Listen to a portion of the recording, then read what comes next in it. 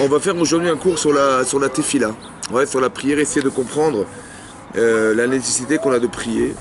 Parce que vous savez que c'est une mitzvah, mais la Torah de prier tous les jours, une fois par jour. Ouais, les Chachamim ont institué, les sages de la Torah ont institué qu'on prie 3 fois par jour, ouais, le matin, le midi et le soir. Ouais, mais en fait, la mitzvah, Torah, d'après la Torah, on a une prière une fois par jour qu'on choisit. Ouais, soit tu la désignes comme étant la prière du matin ou de l'après-midi, d'accord, ou du soir. Maintenant, hein, dans la paracha il y a plusieurs endroits où on voit des moments où les avot ont prié. Ouais, par exemple, Abraham, Israël, Yaakov, on fait des prières. Et donc de comprendre la nécessité de prier. Ouais. Maintenant, à quoi ça sert de prier Hachem? Est-ce que vous avez une idée? À quoi ça sert de prier?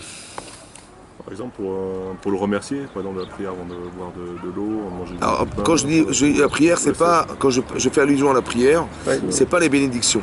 C'est la prière, c'est-à-dire quand tu, ce qu'on appelle la Shemona Esrei, il y a 19 brachot en fait, qui sont 18, mais en fait il y en a 19, on a rajouté une bracha dans la Hamida.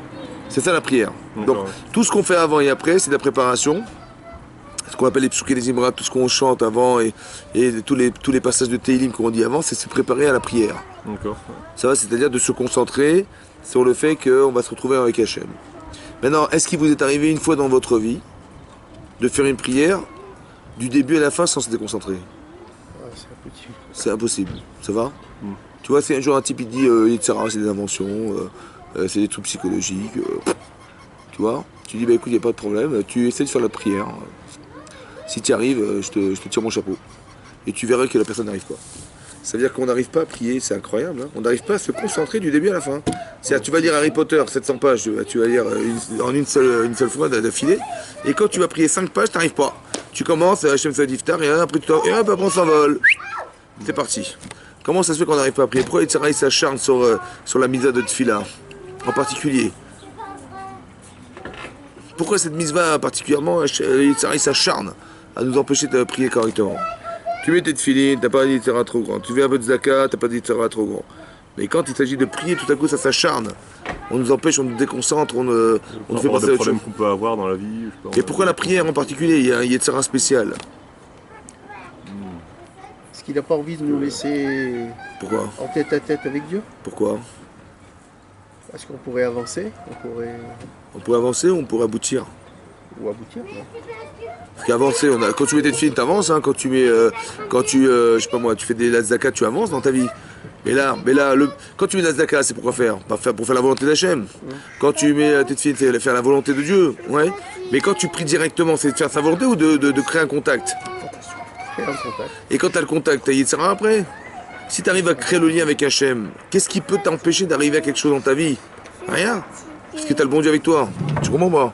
C'est pour ça que les Yitzhara s'acharnent. Parce que quand tu pries, en vérité, tu arrives au summum de ce que tu peux atteindre dans ta vie. C'est d'arriver à communiquer et à joindre Hachem en direct.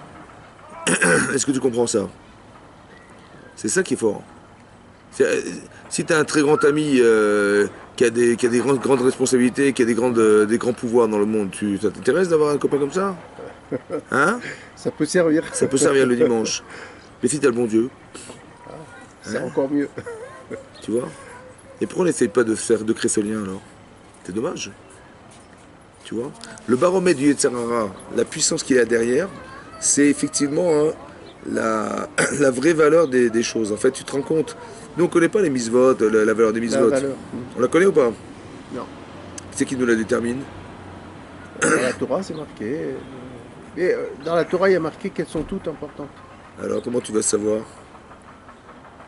C'est comment tu sais? Si le Serrari il est fort, c'est qu'elle est importante. C'est la logique. C'est toi Yitzhara qui va te dire. Toi Yitzhara, c'est mieux que toi. Plus il est mécontent et plus il faut... Plus il s'acharne à t'empêcher de faire quelque chose, plus ça veut dire que la chose est forte. Ouais. Non? Ouais.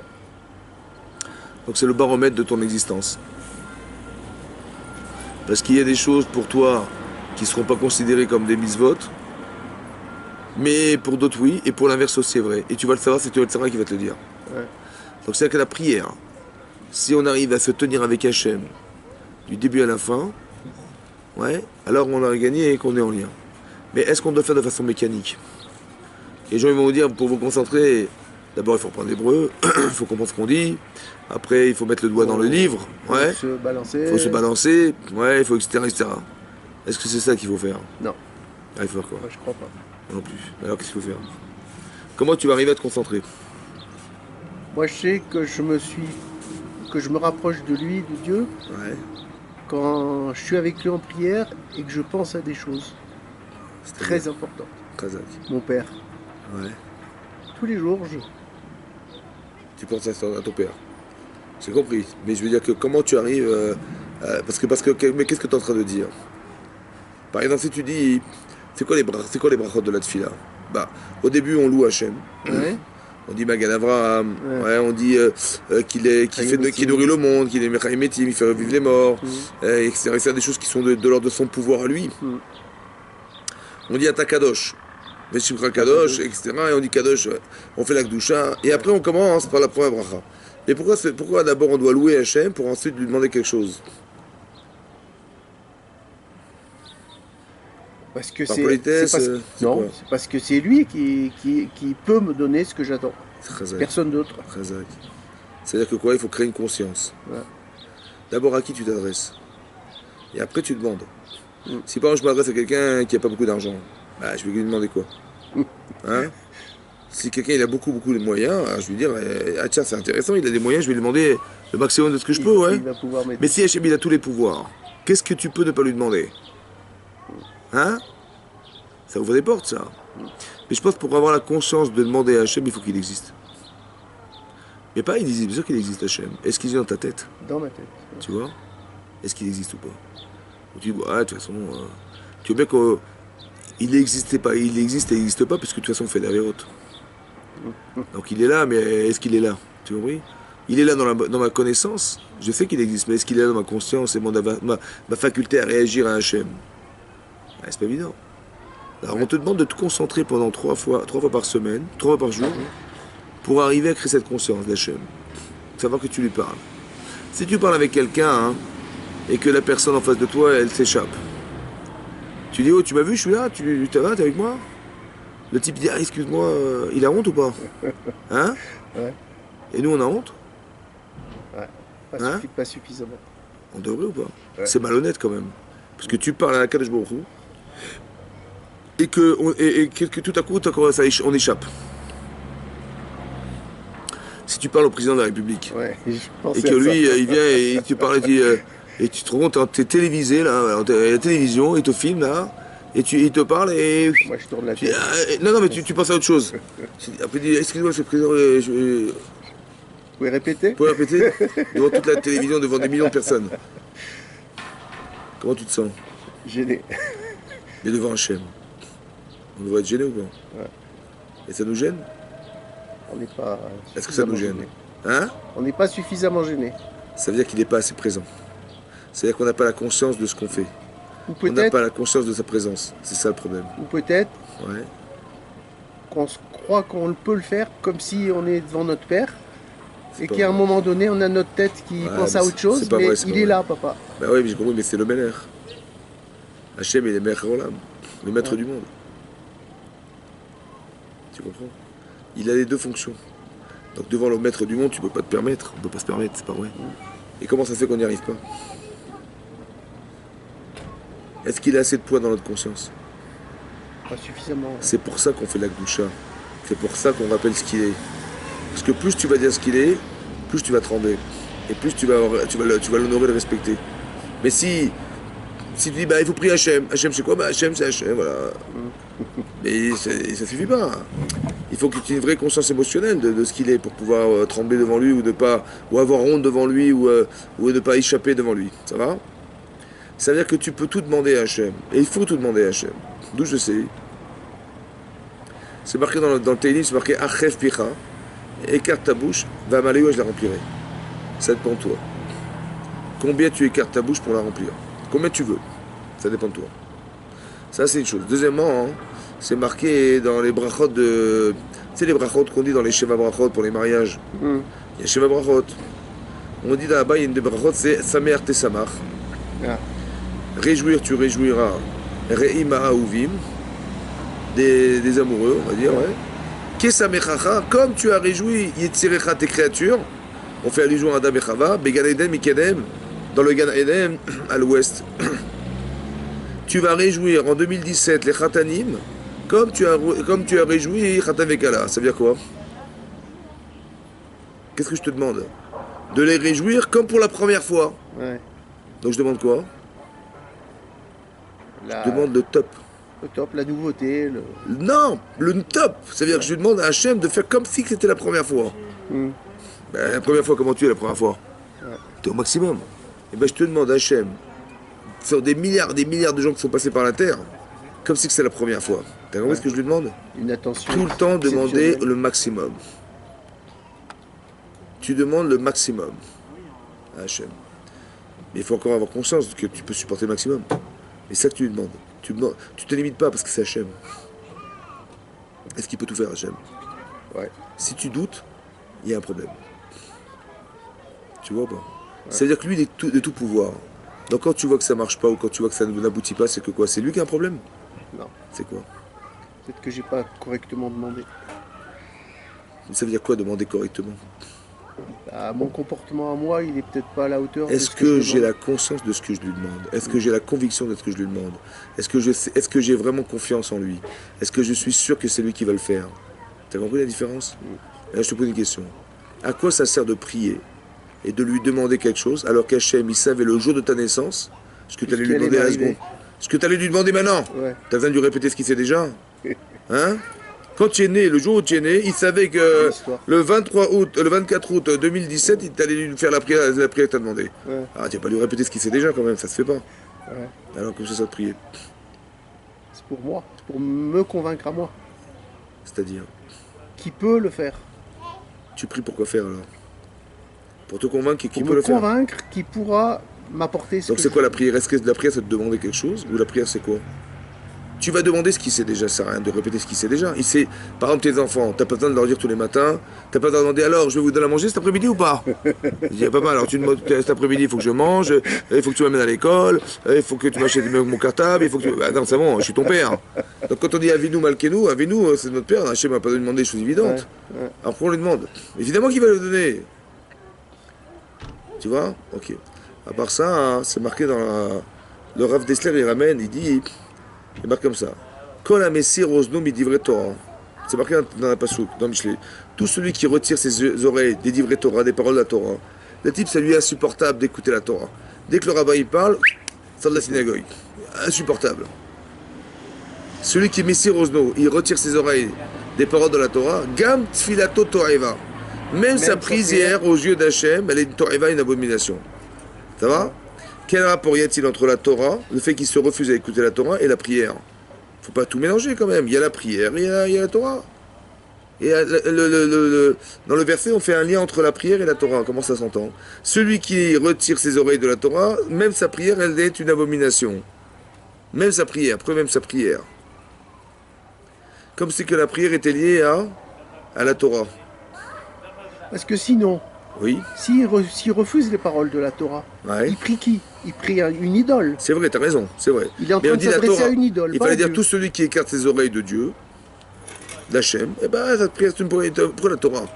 On parle de Kibboud Aven dans la Torah, de respect des parents, on parle du Shabbat, on voit quel rapport avec la Torah, avec la prière, avec Hachem, ça n'a rien à voir.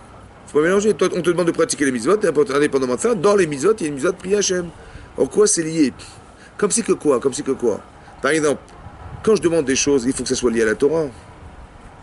Si je dis, tiens, Dieu, je t'en supplie, j'ai envie de gagner au loto. J'ai envie de gagner du loto parce que j'ai des appartements à acheter, j'en ai un à Monaco, un à Deauville. C'est une prière, ça? Non, Pourquoi c'est pas une prière?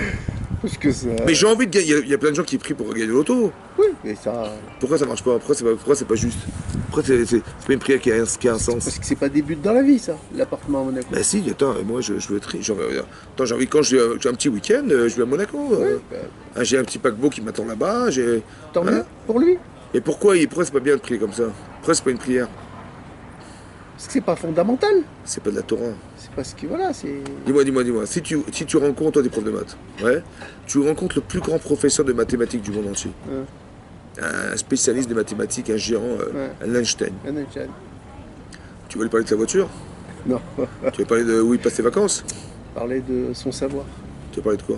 De son savoir. De savoir Mais quand tu parles à Hachem et tu dis j'ai envie de m'acheter une Ferrari, Ouais. tu parles à Hachem, c'est pas le prof de maths, hein, c'est pas le prof de géographie, c'est pas le philosophe, c'est Hachem. Ouais. C'est normal que tu demandes tiens, tiens j'ai besoin d'une voiture, j'ai besoin d'une Ferrari, j'ai C'est envie de m'acheter. ridicule. C'est ridicule, t'as compris? Donc si ça n'a pas de rapport à la Torah et à ton évolution personnelle, ça n'a aucun sens. C'est honteux de lui proposer une chose pareille. On devrait avoir honte, tu vois? Est-ce que c'est une prière ça? Tu vois que la prière, elle est liée à la Torah. Si tu dis j'ai besoin de ma Ferrari parce que sinon je deviens fou, dans mon équilibre personnel, c'est nécessaire, obligatoire, vital, moi, je dis ok, pas de problème. Mais ça, quand c'est un rapport à la Torah, mais quand ça n'a rien à voir avec la Torah, c'est juste pour remplir ton ventre ou pour tes plaisirs personnels, qui n'ont rien à voir avec la Torah, je veux dire, peut-être au contraire ça va te détourner de la Torah. Si t'es dans l'appartement à Monaco, il y a des gens, ils vont pris comme des malades pour avoir l'appartement à Monaco, alors que je ne leur donne pas dit, mais tu vois, je suis un rachat, Dieu m'aime pas, là, là. Mais là, t'as rien compris, si je te la donne, c'est une catastrophe. Si je te donne l'argent pour atteindre ça, c'est une catastrophe. Tu peux te perdre. Je veux pas que tu te perds. Donc, quand Hachem ne répond pas aux prières, c'est parce qu'elle n'est pas forcément cohérente. C'est pas parce qu'on mérite pas forcément. Hein. Des fois, c'est parce qu'on mérite pas. C'est pas parce que, ou des fois parce qu'on n'est pas en adéquation avec ce qu'on espère. Il y a des femmes qui sont stériles. Elle demande à Hachem de tout leur cœur. Hannah, elle a demandé de tout son cœur. Elle a insisté ou pas? Ouais. Elle a eu. Pleurer, Elle a eu ou pas? Oui, elle a eu. Mais elle a eu parce que c'était une demande spirituelle. Donc Hachem, il a fait exprès de lui refuser cette demande spirituelle pour qu'elle arrive au niveau de ce qu'elle espère. Il l'a fait attendre, la malheureuse. Et bien sûr, mais pourquoi la malheureuse? Parce qu'elle a souffert. Mais pourquoi faire? Ben pour atteindre un enfant comme Shmuel. Hein. Shmuel a la vie. C'est-à-dire que cet enfant, tu peux l'avoir, mais il faut être la femme qui correspond à la capacité que tu as d'engendrer un enfant pareil. Tu dis, je veux Shmuel à la vie. Ben, tu veux Shmuel à la vie, mais il faut que tu sois la femme qui correspond. Deviens cette femme. Mais ça, on ne devient pas en 5 minutes. Tu n'es pas devenu prof de maths en 5 minutes. Non. Donc tu as fait maths sup, maths spé, des grandes écoles, des machins, tu es devenu un spécialiste. Mais quand on espère de toi d'être un spécialiste, pour être un professeur de mathématiques dans l'université de je sais pas quoi, il faut être un spécialiste. Mais ça prend des années, ça. Bien sûr. Donc il faut des années de prière pour arriver à atteindre ce niveau de femme qui va engendrer Shmuel Navi, parce que Shmuel Navi, c'est un prophète. Tu vois ce que je veux dire? C'est pas qu'elle a été la plus la pauvre, mais c'est Baruch Hashem pour elle. Tu vois? Cette souffrance lui a permis d'atteindre quelque chose. Est-ce que c'était une souffrance? Elle a pleuré. Mais elle a pleuré d'espérer quelque chose d'énorme. Parce quelle est cette femme? Une femme, elle ne prie pas pour rien. Quand tu demandes des choses, c'est parce que potentiellement, tu as quelque chose en toi. Mais non, c'est potentiel. Donc pour que tu atteignes ce niveau de conception de toi, ça passe par la prière. Ça passe par le demande. Tu vois ou pas? Très important de comprendre. Comment on fait? Oui. Quand on a une prière qu'on va faire, Oui. moi hier j'ai fait une prière, D'accord. et je me disais, est-ce que tu as le droit de faire cette prière? C'est-à-dire? Je fais une prière pour Sarah Halimi. Encore une fois, je reviens. D'accord. Pendant la prière, j'ai fait une prière à Dieu. Oui. J'ai demandé qu'il donne à chacun son dû. Le bien pour ceux qui ont fait du bien, Ouais. et la punition pour ceux qui n'ont pas eu de cœur, qui étaient morts, D'accord. net. Ouais. J'ai fait ça en plein Hamida. Ouais. Mais tu le dis dans la mission. Et je me dis, t'as le droit de parler ça en plein. Tiens, pendant le Shemona Esrei, tu penses à ça? Quand tu dis comme ça, quand tu dis dans la prière, il est marqué la malchinim et la minimal titikva, tous ceux qui sont rebelles contre Dieu, etc., qui n'aient pas d'espoir, qu'est-ce que tu es en train de dire? Ouais, ça. Leur royauté, qu'elle se détruise, qu'elle se détériore et qu'elle disparaisse. Qu'est-ce que tu es en train de dire? Ouais, c'est vrai. C'est ça que tu es en train de dire. Tu te rends pas compte, mais c'est ça que tu dis. Tu dis exactement qu'Hachem il fasse la justice et que ce soit, qu'on puisse le voir dans notre vécu, dans notre vivant, qu'on le voit. Voilà, qu'on ait le sroud de voir ça. Voilà. Tu vois, la Malchivami, el Titikva, que tous les gens qui étaient des Daesh et des machins qui disparaissent. Et sa mémoire, elle se relevait à elle. Mais bien sûr. Parce que tu te rends pas compte, en réalité, mais ce qu'elle a déclenché, c'est énormissime. Parce qu'il y a un désir de se dire, on a voulu cacher la vérité. Mais quelque part, toi, tu es trop belle. C'est horrible. Mais c'est horrible, mais qu'est-ce que ça engendre chez toi? À dire, il faut que on élimine. Colère. Si c'était pas arrivé, tu dis, bon, bah. Mais là, ça nous touche personnellement. Donc ça crée quelque chose d'émotionnel très fort, mais c'est son mérite à elle, ça. Ouais. Il faut toujours comprendre comme ça. J'ai l'impression qu'elle est de ma famille, cette femme. Ouais, c'est exceptionnel, bien sûr. Ce qu'il faut comprendre, c'est que tous les événements qui arrivent, ils sont déclencheurs d'émotions.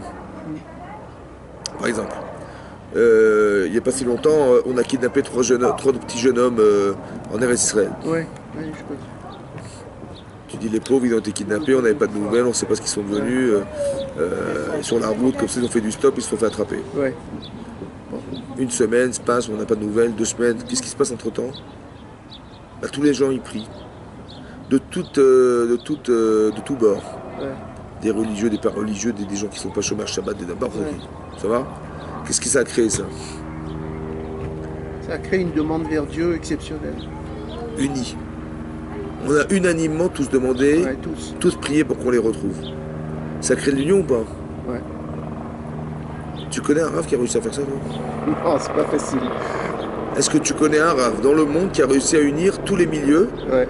pour une cause qui était viable et qui a réussi à créer le lien entre tous les hommes des Juifs sur la terre? Ouais. T'en connais un, toi? Alors, c'est dur. Pourquoi tu crois que c'est des enfants qui ont été kidnappés? Si ça avait été des adultes, on a dit qu'ils sont bêtes. Ouais. On fait pas du stop sur la route. Ouais. On fait pas. Tu prends des risques. Ouais. Et ça aurait fait un effet quelque chose? Ça a fait quelque chose? Moi. Bah, beaucoup moins. Hein. Et comme c'était des enfants innocents, etc. Ouais. Et ils avaient des grands échamots, ces jeunes hommes ou pas? Ouais. Ben énorme, hein, parce que même un Rav, je sais pas, même si Rav Yosef, il avait parlé à l'époque à la radio, il aurait dit encore un religieux, encore des machins, tu vois. Même lui, il aurait pas réussi. Ouais. Donc qu'est-ce que tu apprends de là? Ben Keshem, il a dit, tu sais, c'est dommage, on n'est pas unis. Hein. Il a fallu qu'on kidnappe trois gamins Pourquoi pour enfin que vous ayez comprendre qu'il faut s'unir un jour. Ouais. C'est ça que t'as compris ou pas? Ouais. Razak. Donc c'est-à-dire qu'est-ce que tu comprends et qu'est-ce que tu deviens parce que tu vis. C'est très important ça. Quand tu pries Hachem, tu deviens un autre homme. Tu deviens l'homme qui est capable de prier Hachem. Ouais. Comme la Gemara elle dit, il y avait une année de sécheresse en Israël un jour, comme il y en a eu souvent en Israël. Et on a fait appel à un grand chacham qui était Choni Améhagel. Choni Améhagel. Méhagel, c'est qu'il a fait un rond. Méhagel, Ça veut dire? il a fait un rond, un cercle. Ah, ouais. Ouais, Choni Améhagel. Améhagel, c'est qu'il a fait un cercle autour de lui. On l'appelait comme ça à cause de ça. Qu'est-ce qu'il a fait? Il a dit, ouais, il est venu, il a fait un cercle autour sous ses pieds. Ouais. Il a fait un cercle, il est entré dans le cercle. Et il dit, je ne sortirai pas d'ici tant que tu ne feras pas pleuvoir. Alors il a commencé à pleuvoir à fond. Tu vois, il a dit, ah, pas une comme ça, je vis une plus normale. Et puis, tu vois, il avait comme de l'insolence, tu vois. Exigeant. Alors qu'il c'était sécheresse, il pleuvait pas, tu vois. Et je crois que c'est Rabbi Shimon ben Shetar, il a dit, si c'était pas toi, Choni Améhagel, je t'aurais mis en nidouille, en quarantaine. Comment tu parles à Hachem? Il lui a répondu, il dit, mais moi je suis Ben Baït, moi, je fais partie de la maison, moi. Mais ça veut dire quoi? Que quand tu pries, en fait, il faut comprendre que quand tu pries, tu fais partie d'un ensemble. Il y a des gens, hein, et ça prend des années, ça, d'arriver à faire partie de la famille d'Hachem, par la prière. Il y a un tel Yetzirah, hein, dans la prière, de ne pas pouvoir se concentrer, que si tu arrives à atteindre ce niveau d'être Ben Baït, ça veut dire que tu fais partie de la famille d'Hachem dans la prière, que chaque chose que tu vas demander, ça va marcher. C'est tellement énormissime, tu te donnes une puissance incroyable parce que tu es associé à Hachem, que il arrive à s'acharner contre toi. Mais c'est parce qu'il sait qu'est-ce que tu vas gagner d'être. Par exemple, quand Abraham il a demandé à Yitzhak, et il a demandé à Eliezer, son serviteur, d'aller chercher une femme pour Yitzhak. Ouais. Imagine, demain on te demande d'aller chercher la femme d'Yitzhak. Ça va? Comment tu te sens? Abraham en personne, il vient te voir, il dit bonjour monsieur, bonjour, écoute, rends-moi service, je cherche une femme pour Yitzhak. T'as pas demandé d'aller faire les courses, d'aller à Auchan pour acheter du camembert, hein. Il t'a demandé d'aller chercher une femme pour son fils. C'est une grosse responsabilité. C'est une mitzvah ou pas? Ouais, énorme. C'est qui son fils? C'est un des Avot. C'est qui les trois Avot? Ben, c'est la base du cas Israël. Ouais. C'est-à-dire que si tu réussis, mon vieux, tu es le fondateur du clan Israël. Et si je loupe, la cata. La Qatar. Mais non, t'es honoré de cette proposition? Tu es honoré? Qu'est-ce que tu fais?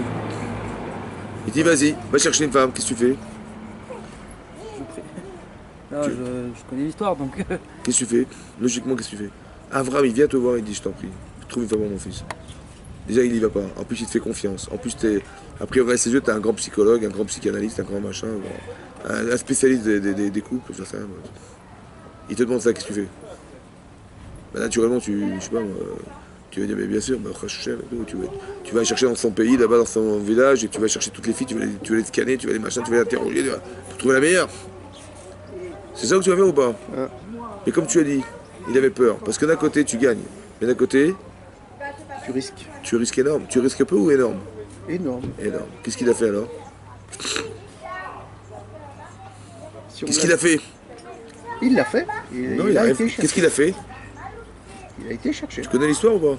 Qu'est-ce qu'il a fait? Qu'est-ce qu'il a fait? Prier. Il a rien fait du tout. Mais rien de rien. Il a pris Hachem. Ah, Eliezer. Le puits, c'est l'histoire du puits. Exact, la source d'eau. Oui. Qu'est-ce qu'il a fait? Bah rien. Il a prié. Qu'est-ce qu'il a dans la prière? Alors je vais vous lire la prière de Eliezer. Vayomar, et il a dit. Vayomar el Hachem. Vayomar, il a dit. Quel Adoni, Dieu mon maître. Ouais. Pardon, excusez-moi, c'est pas ça. Il a dit comme ça. Je trouve le pasouk.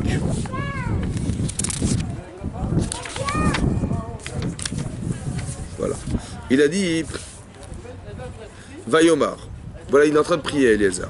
Hachem Eloké Adoni Abraham. Hachem, le Dieu de mon maître Abraham, Akrena Lefanai. Akrena, ça veut dire quoi, Akrena Lefanai? Rencontre-moi devant moi. Ça veut dire Akrena. Ça vient de quelle racine? Keren. Mikré. Ah. C'est quoi Mikré? Mikré. La lecture. Mikré avec un He, avec un Aleph. C'est le hasard. Ah. Akrena Lefanai. Viens, je t'en prie, chez moi par hasard. On comprend. Ayom, aujourd'hui, va assez chassedim Adoni Abraham et fait un chesed, fait un acte de bonté avec pour mon maître Abraham. Ine anochi nitzav alena maim. Je me trouve devant une source d'eau. Ubnot anshe ha'ir yotzat lishov maim. Et des jeunes filles de la ville, elles viennent puiser de l'eau. Ve'aya. Anehara shoromar elea. La jeune femme à qui je dirais Atina kader, je t'en prie, tends ta cruche vers moi. Ve'eshte, je boirai. Ve'amra acheter. Elle me dira à boire. Ve'gam gemalecha ashke. Et même tes chameaux, je donnerai à boire. Ota ocharta le'avdecha le'Yisrak. C'est elle que tu auras prouvé qu'elle est la femme d'Yisrak. Ou Baïda, et par cela je saurai, c'est un chesed, il m'a donné, que tu as fait un chesed à mon maître. Qu'est-ce qu'il a demandé? Je lui propose de me donner à boire et qu'elle donne à moi et à mes chameaux. Elle a une chance sur combien en mathématiques, Yves? Infinitésimal. Quasi nul. C'est du hasard ou pas? Il faut qu'elle dise par hasard ce que je vais te demander. Qu'elle dise que je te donnerai à boire, à toi et à tes chameaux. C'est du hasard ou pas? Pourquoi il a fait appel au hasard? Parce qu'il s'est dit que même avec une chance infinitésimale, Dieu il va mieux faire que lui à courir, regarder les Pourquoi? CD. Il a fait confiance en Dieu ou pas? D'accord. Pourquoi il a fait appel au hasard? Il a fait confiance en Dieu. Il dit, mais pour que moi je sache quelle est la femme d'Israël, il faut que ça soit par hasard. Pourquoi? Parce que des choix logiques, je peux les faire moi-même. Ouais. Mais est-ce que je suis sûr d'avoir fait le bon choix? Non, jamais. Donc quand est-ce que je vais savoir? Après, tu vois que tout est fait. Quand c'est impossible, quasiment impossible, je sais que c'est toi. T'as compris ou pas? Quand est-ce que tu sais que c'est Hachem, toi? Peut-être c'est toi? Ah, Mina Shamaim. Ça veut dire, tu vois, c'est la grâce de Dieu, ça, parce que c'était impossible. Moins c'est probable, plus c'est lui. C'est logique ou pas? Mathématicien. Ouais. Donc qu'est-ce que tu vas faire? Tu dis, ben voilà, moi je sais pas qui c'est la fille. Mais moi je veux être qu'un messager de la volonté d'Hachem. Mais non, mais il faut que je sache que c'est toi. Comment je vais savoir? Alors je vais demander qu'elle me donne à boire et qu'elle me dise à tes chameaux. Si elle dit ça, c'est sûr que c'est... Alors on peut dire, je te donne pas à boire, n'importe quoi je me mêle, t'es un adulte, je suis un enfant, n'importe quoi. Alors on peut dire, je vais vous aider, je vais vous conduire à la... Où est-ce que vous êtes perdu? N'importe quoi, je vais prendre vos valises, n'importe quoi. Elle a dit à toi et tes chameaux, mais c'est impossible, tu vois pas. Donc si tu as dit ça, c'est que tu as fait mettre dans ta bouche quelque chose qui est moi et ma référence. Parce que je sais que c'est toi qui as choisi ça. Moi je sais ce que j'ai dit. Et je sais ce que je t'ai demandé. Donc si elle dit exactement ce que je t'ai demandé, c'est que c'était toi. Ouais. Donc je sais que c'est toi. T'as compris ou pas? Très bien. Hein? Très fort. Très fort, hein? Écoute-moi bien maintenant. Vaï ou Terem qu'il allait d'Aber. Là, il est en train de prier Hachem. Hein? Alors qu'il venait de finir de parler, qu'il allait d'Aber, Véné Rivka Yotzet. Voilà, Rivka, elle sort. Asher Yulda le Bethuel. Elle est née de Bethuel. C'est qui Bethuel? C'est son père, mais c'est qui Bethuel pour Abraham? Il est marqué Ben Milka. Eshet Nachor. La fille de Milka, le fils de Milka, et la femme de Nachor. C'est qui Nachor? Le frère d'Abraham. Le frère d'Abraham. Donc c'est qui Bethuel? Son neveu. Tu te rends compte ou pas? Par hasard. Bon. C'est le neveu d'Abraham. Achi Abraham, donc il est le frère d'Abraham, avec Kadad Shirma. Elle avait les greux. Maintenant, écoute-moi bien. Donc si Nachor, c'est le neveu d'Abraham, C'est-à-dire qu'Yitzhak et Yitzhak et Bethuel, c'est quoi? Des des cousins. cousins. Et donc c'est ta petite cousine, quoi. Ouais, Tu te rends compte ou pas? C'est proche? ouais. Elle était à côté de lui. Qu'il a les daber, ça veut dire quoi qu'il a les daber? Il vient de finir de prier, elle était là. Qu'est-ce que tu apprenais de là? C'est quoi la force de la fille là? Il n'y a pas de délai. Il a fini de prier, elle était là la fille, et il lui a demandé à boire, elle dit ouais toi t'es chameau, truc de malade. Il est devenu fou quoi. Aussitôt dit, aussitôt fait. Et ici de dire c'était fait. Abara, kadabara. Ouais. Ça veut dire quoi? Abracadabra. Abara, il a créé kadabara comme il a dit. Kadabera, ouais. Comme il a dit. Ouais. Abracadabra. Il a créé le monde comme il a dit. Comme il a dit. Bah, je rigole. Et ça veut dire tu vois, Eliezer, il a fini de parler, elle était là la fille. Qu'est-ce que vous apprenez de là? C'est instantané. Qu'est-ce que vous apprenez de là? Pas ce que tu sais de là. Tu sais que c'est instantané, mais qu'est-ce que tu apprends de là? Sa prière, elle a été exaucée. Immédiatement. Ça t'arrive de prier, toi, tu demandes un truc, tac, ça arrive toute seule à la seconde. En général, on attend. Ah ouais. On ne va pas venir, mais Hein? on ne voit même pas venir la chose. Très bien. Lui, c'est arrivé tout de suite ou pas? Ah, tout de suite. Bah, au crachet pour lui? Heureusement Ouais. pour nous même. Hein? Heureusement pour nous. Pour lui, il y a marqué, il a fini de parler. Comment ça se fait qu'il a fini de parler, c'est arrivé tout de suite? C'est quoi le secret de la prière? Tu demandes, ça, instantanément, ça arrive. Tout remettre entre les mains de Dieu. La sincérité. Ça veut dire quoi, remettre entre les mains de Dieu? Ça veut dire quoi? Que je fais rien, que c'est tout est un truc que je sais que ça dépend pas de moi, ça dépend que de Dieu. Plus tu prends de la place, Et moi il est présent. et plus ça peut être long. Plus tu prends de la place, plus tu doutes qu'il peut faire quelque chose. C'est moi qui vais faire. Ok, pas de problème. Ça prendra le temps que tu pourras faire. Mais pourquoi tu te prives tu te prives d'atteindre un but rapidement en disant moi je ne suis qu'un intermédiaire? C'est dur à dire ça, ce que tu comprends pas. Mais non, on te demande de faire des misotes ou on te demande d'attendre du bon Dieu qui te fasse des misotes? Est-ce que tu es comme ça le matin, tu lèves ta chemise, tu dis bah, j'attends qu'on mette les tefilines? C'est comme ça que tu fais ou tu mets des tefilines? Non, on les met. Ah, pourquoi ici il fallait pas attendre? Pourquoi il fallait prier alors? Il faut avoir l'intelligence de comprendre dans ta vie que ce qui est de ton ressort, il faut que tu le fasses. Voilà, Mais ce qui n'est pas de ton ressort, c'est de là-haut. il faut le savoir ça. Et là on te demande de lui faire confiance. Mais il faut aussi comprendre une chose. Quand c'est possible, il n'y a pas de problème. Mais quand c'est rationnel et pas possible, rationnellement, il faut que tu fasses appel à Hachem. Par exemple, c'est qui ma femme? Ben, ça va. Ma femme est Ternam. Je sais pas. Tu dis peut-être celle-là, je vais l'épouser, ça va durer 10 ans, l'autre ça va durer 20 ans, je sais pas. Comment je vais faire pour dire que c'est elle de façon Ternam? Tu appelles Hachem. Il faut être cohérent dans sa tête. Tu dis, mais tiens, qui je suis moi pour être certain? Tu es sûr de toi, toi? Quand tu vois que c'est pas de ton ressort, il faut faire appel à Hachem. Et plus tu dépends d'Hachem, plus ça va vite. C'est clair ou pas? Plus tu crois que tu vas y arriver, alors que c'est pas possible, ou c'est rarement possible, ou t'es une chance sur 1 million. Alors tu dis bon, on va tenter, mais ça prendra le temps que tu arrives à la capacité d'atteindre le 1 fois sur 1 million. C'est dommage, tu perds ton temps. Par exemple, on sort d'Égypte. Au bout de 3 jours, on se retrouve dans la mer Rouge. De l'eau à perte de vue. À droite et à gauche, tu as le désert. Et derrière, on entend les galops des chevaux des Égyptiens qui arrivent. Qu'est-ce qu'on fait? On avance. Tu es malade, tu vas te noyer. Où tu vas? Tu vas aller dans le désert? Tu vas mourir de faim de soif. Tu vas dans l'eau, tu vas te noyer. Tu vas te faire la guerre, tu n'es pas armé. Tu es armé, mais tu ne sais pas te battre. Ils ont eu peur les d'Israël ou pas? Hein? Non. Comment?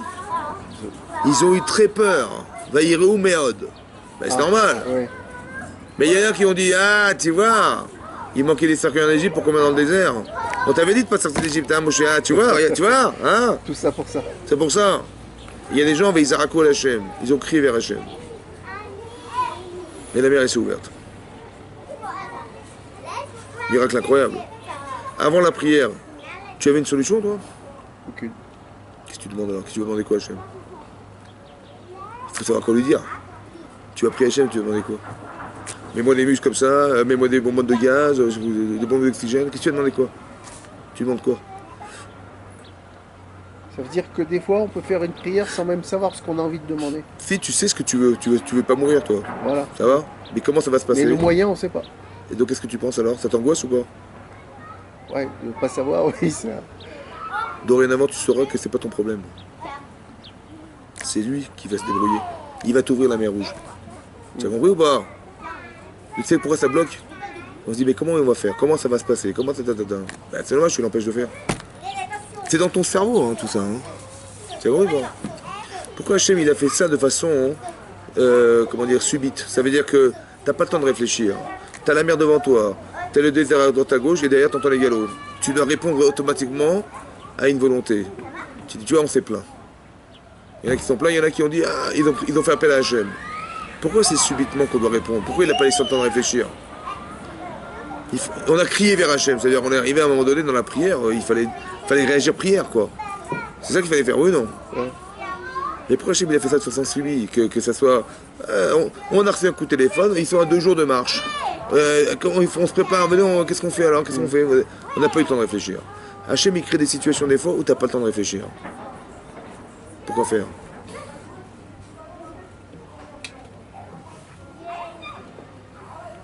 Hein, Yves? T'as pas le temps de réfléchir. C'est comme ça, c'est instantané. Tu sais pourquoi? Parce que ta vraie nature, c'est l'instantané. Quand t'as le temps de réfléchir, t'as le temps de mentir. C'est pas toi. T'as compris toi? Et là, dans l'instantané, qu'est-ce que t'avais dit? Ah alors, tu vois? C'est-à-dire que t'as pas construit Hachem. Et quand t'as pris Hachem, c'était que Hachem était présent dans ta vie. C'est dans l'instantané que tu vas le savoir. Quand tu dis, ah, il t'arrive un truc, tu dis tout de suite on prie Hachem, bah c'est que Hachem tu l'as construit. Il t'a fait juste savoir Hachem par cette situation que tu avais construit une relation avec lui. Et tu dis, ah mais comment on va faire hein? Tu avais créé une relation avec Hachem. Mais c'est parce que dans l'instantané tu fais appel à lui, par instinct, t'as compris? Bah, donc c'est quelque chose qui est construit chez toi. Et quand tu dis, ah mais comment on va faire? On va commencer à se plaindre, bon bah je vais y arriver, on commence à... C'est que, oui, Dieu il est pas là. Quand ça t'est arrivé comme ça par hasard, tu comprends ce que je veux dire? C'est là que tu sais si Hachem il est présent dans ta tête ou pas. Parce que quand tu es en train de réfléchir, tu dis bah oui, on va prier Hachem, bien entendu. Tu vois, comme c'est marqué dans la Torah. Mais c'est parce que tu as le temps de réfléchir, mais c'est pas toi, c'est ta réflexion. En vérité, toi, c'est qui? Ben, c'est la personne qui répond à l'instantané. C'est elle la vraie personne, c'est pas la fausse, c'est la vraie. Et quand tu réagis, c'est toi. Maintenant, comment ça se fait que des gens qui ont vécu la même expérience de vie pendant une année entière, ils ont vu les miracles des plaies d'Égypte, ils ont assisté à la sortie d'Égypte, et ils n'ont pas réagi correctement au moment où c'était nécessaire? Comment ça se fait? Et ils ont tous vu les plaies d'Égypte, la même chose. Et ils ont tous vu la sortie d'Égypte, incroyable. Ils ont vu tout ce qu'ils ont vu, ouais. Ils ont tous une conscience ou pas? Ouais. Pourtant, il y a des gens qui se sont plaints dans le désert. Ils disent, ah, tu vois, on n'aurait jamais dû sortir. Il y a des gens qui ont prié Hachem direct. Mais ils ont tous vécu la même chose. On a eu le même professeur, on a les mêmes cours, on a tout pareil. Comment ça se fait qu'on ne réagit pas de la même manière? Comment ça s'explique ça? On vit tous les mêmes événements. On écoute tous la radio, on a tous les mêmes informations. Il y a des gens qui vont réagir d'une certaine manière et d'autres qui vont dire de l'autre manière. Mais pourquoi c'est différent? Qu'est-ce qui crée la différence? Ça, je veux comprendre, moi.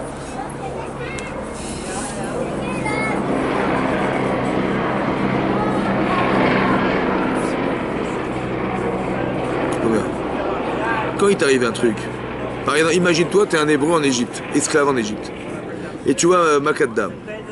Makadam, ça veut dire que le Nil est devenu du sang. Je ne sais pas si vous imaginez le phénomène. Là qu'on a mis de la couleur, hein.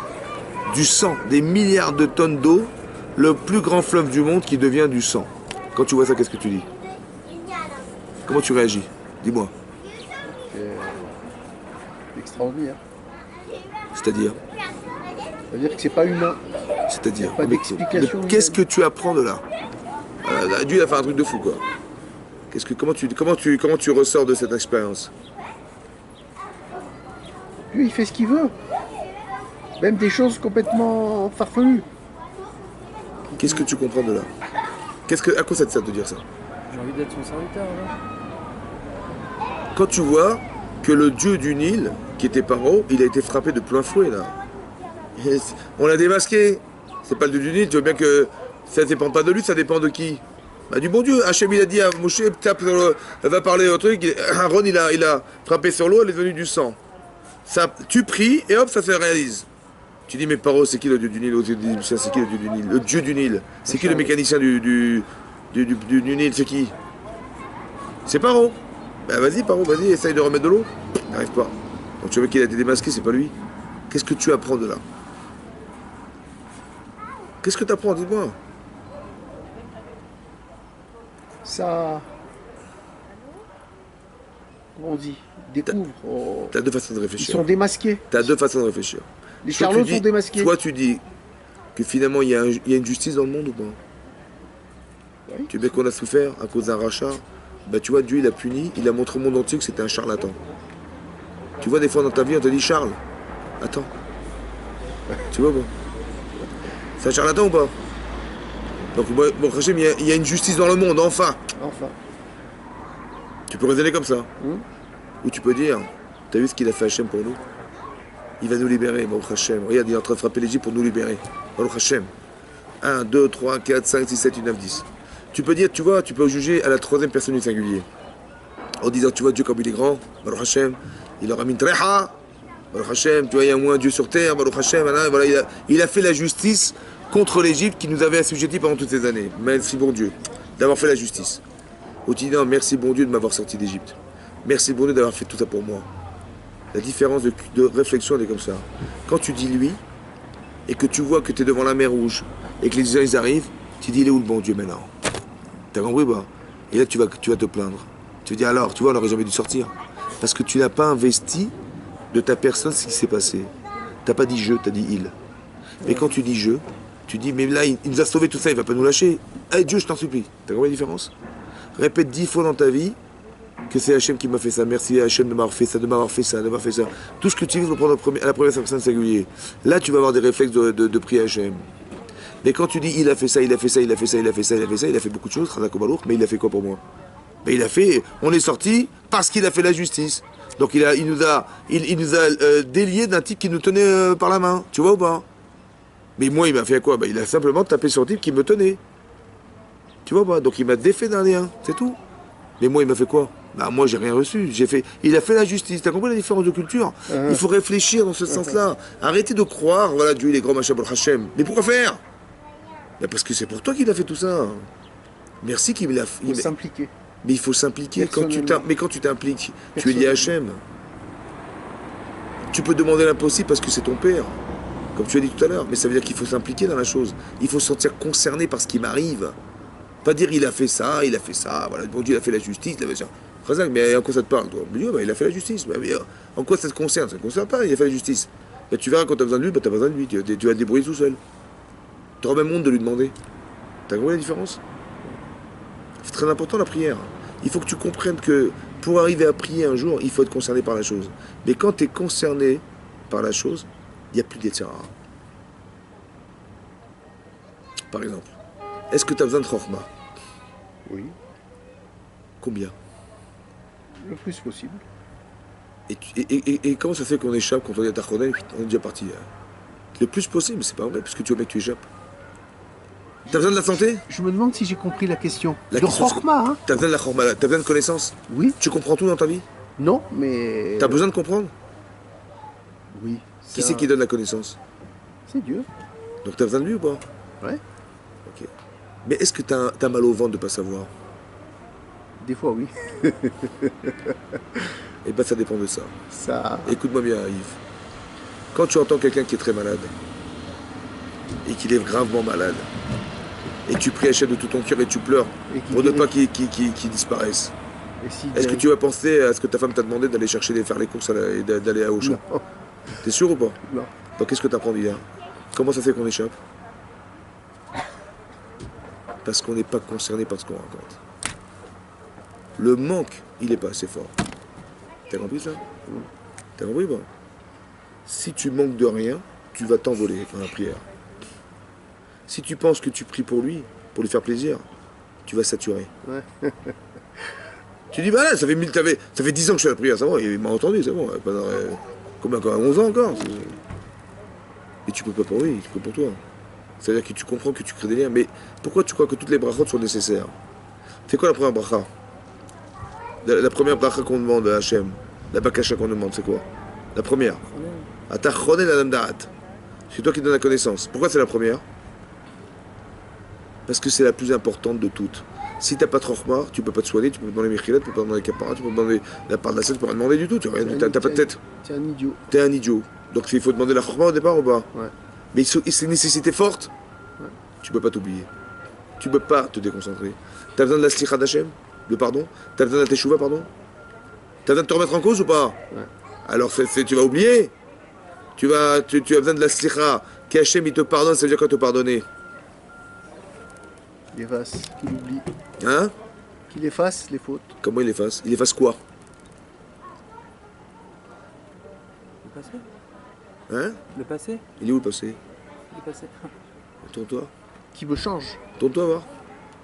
Regarde. Ouais, ok. Qu'il efface quoi? Il efface ses actes passés? Pas, non, ils sont toujours inscrits. Il efface ses actes passés? Et ils effacent chez moi. Il efface les actes passés? Sur lequel je vais faire Tchouva. Est-ce que quand tu fais tes chouvas, qu'est-ce que tu effaces? Qu'est-ce que tu regrettes?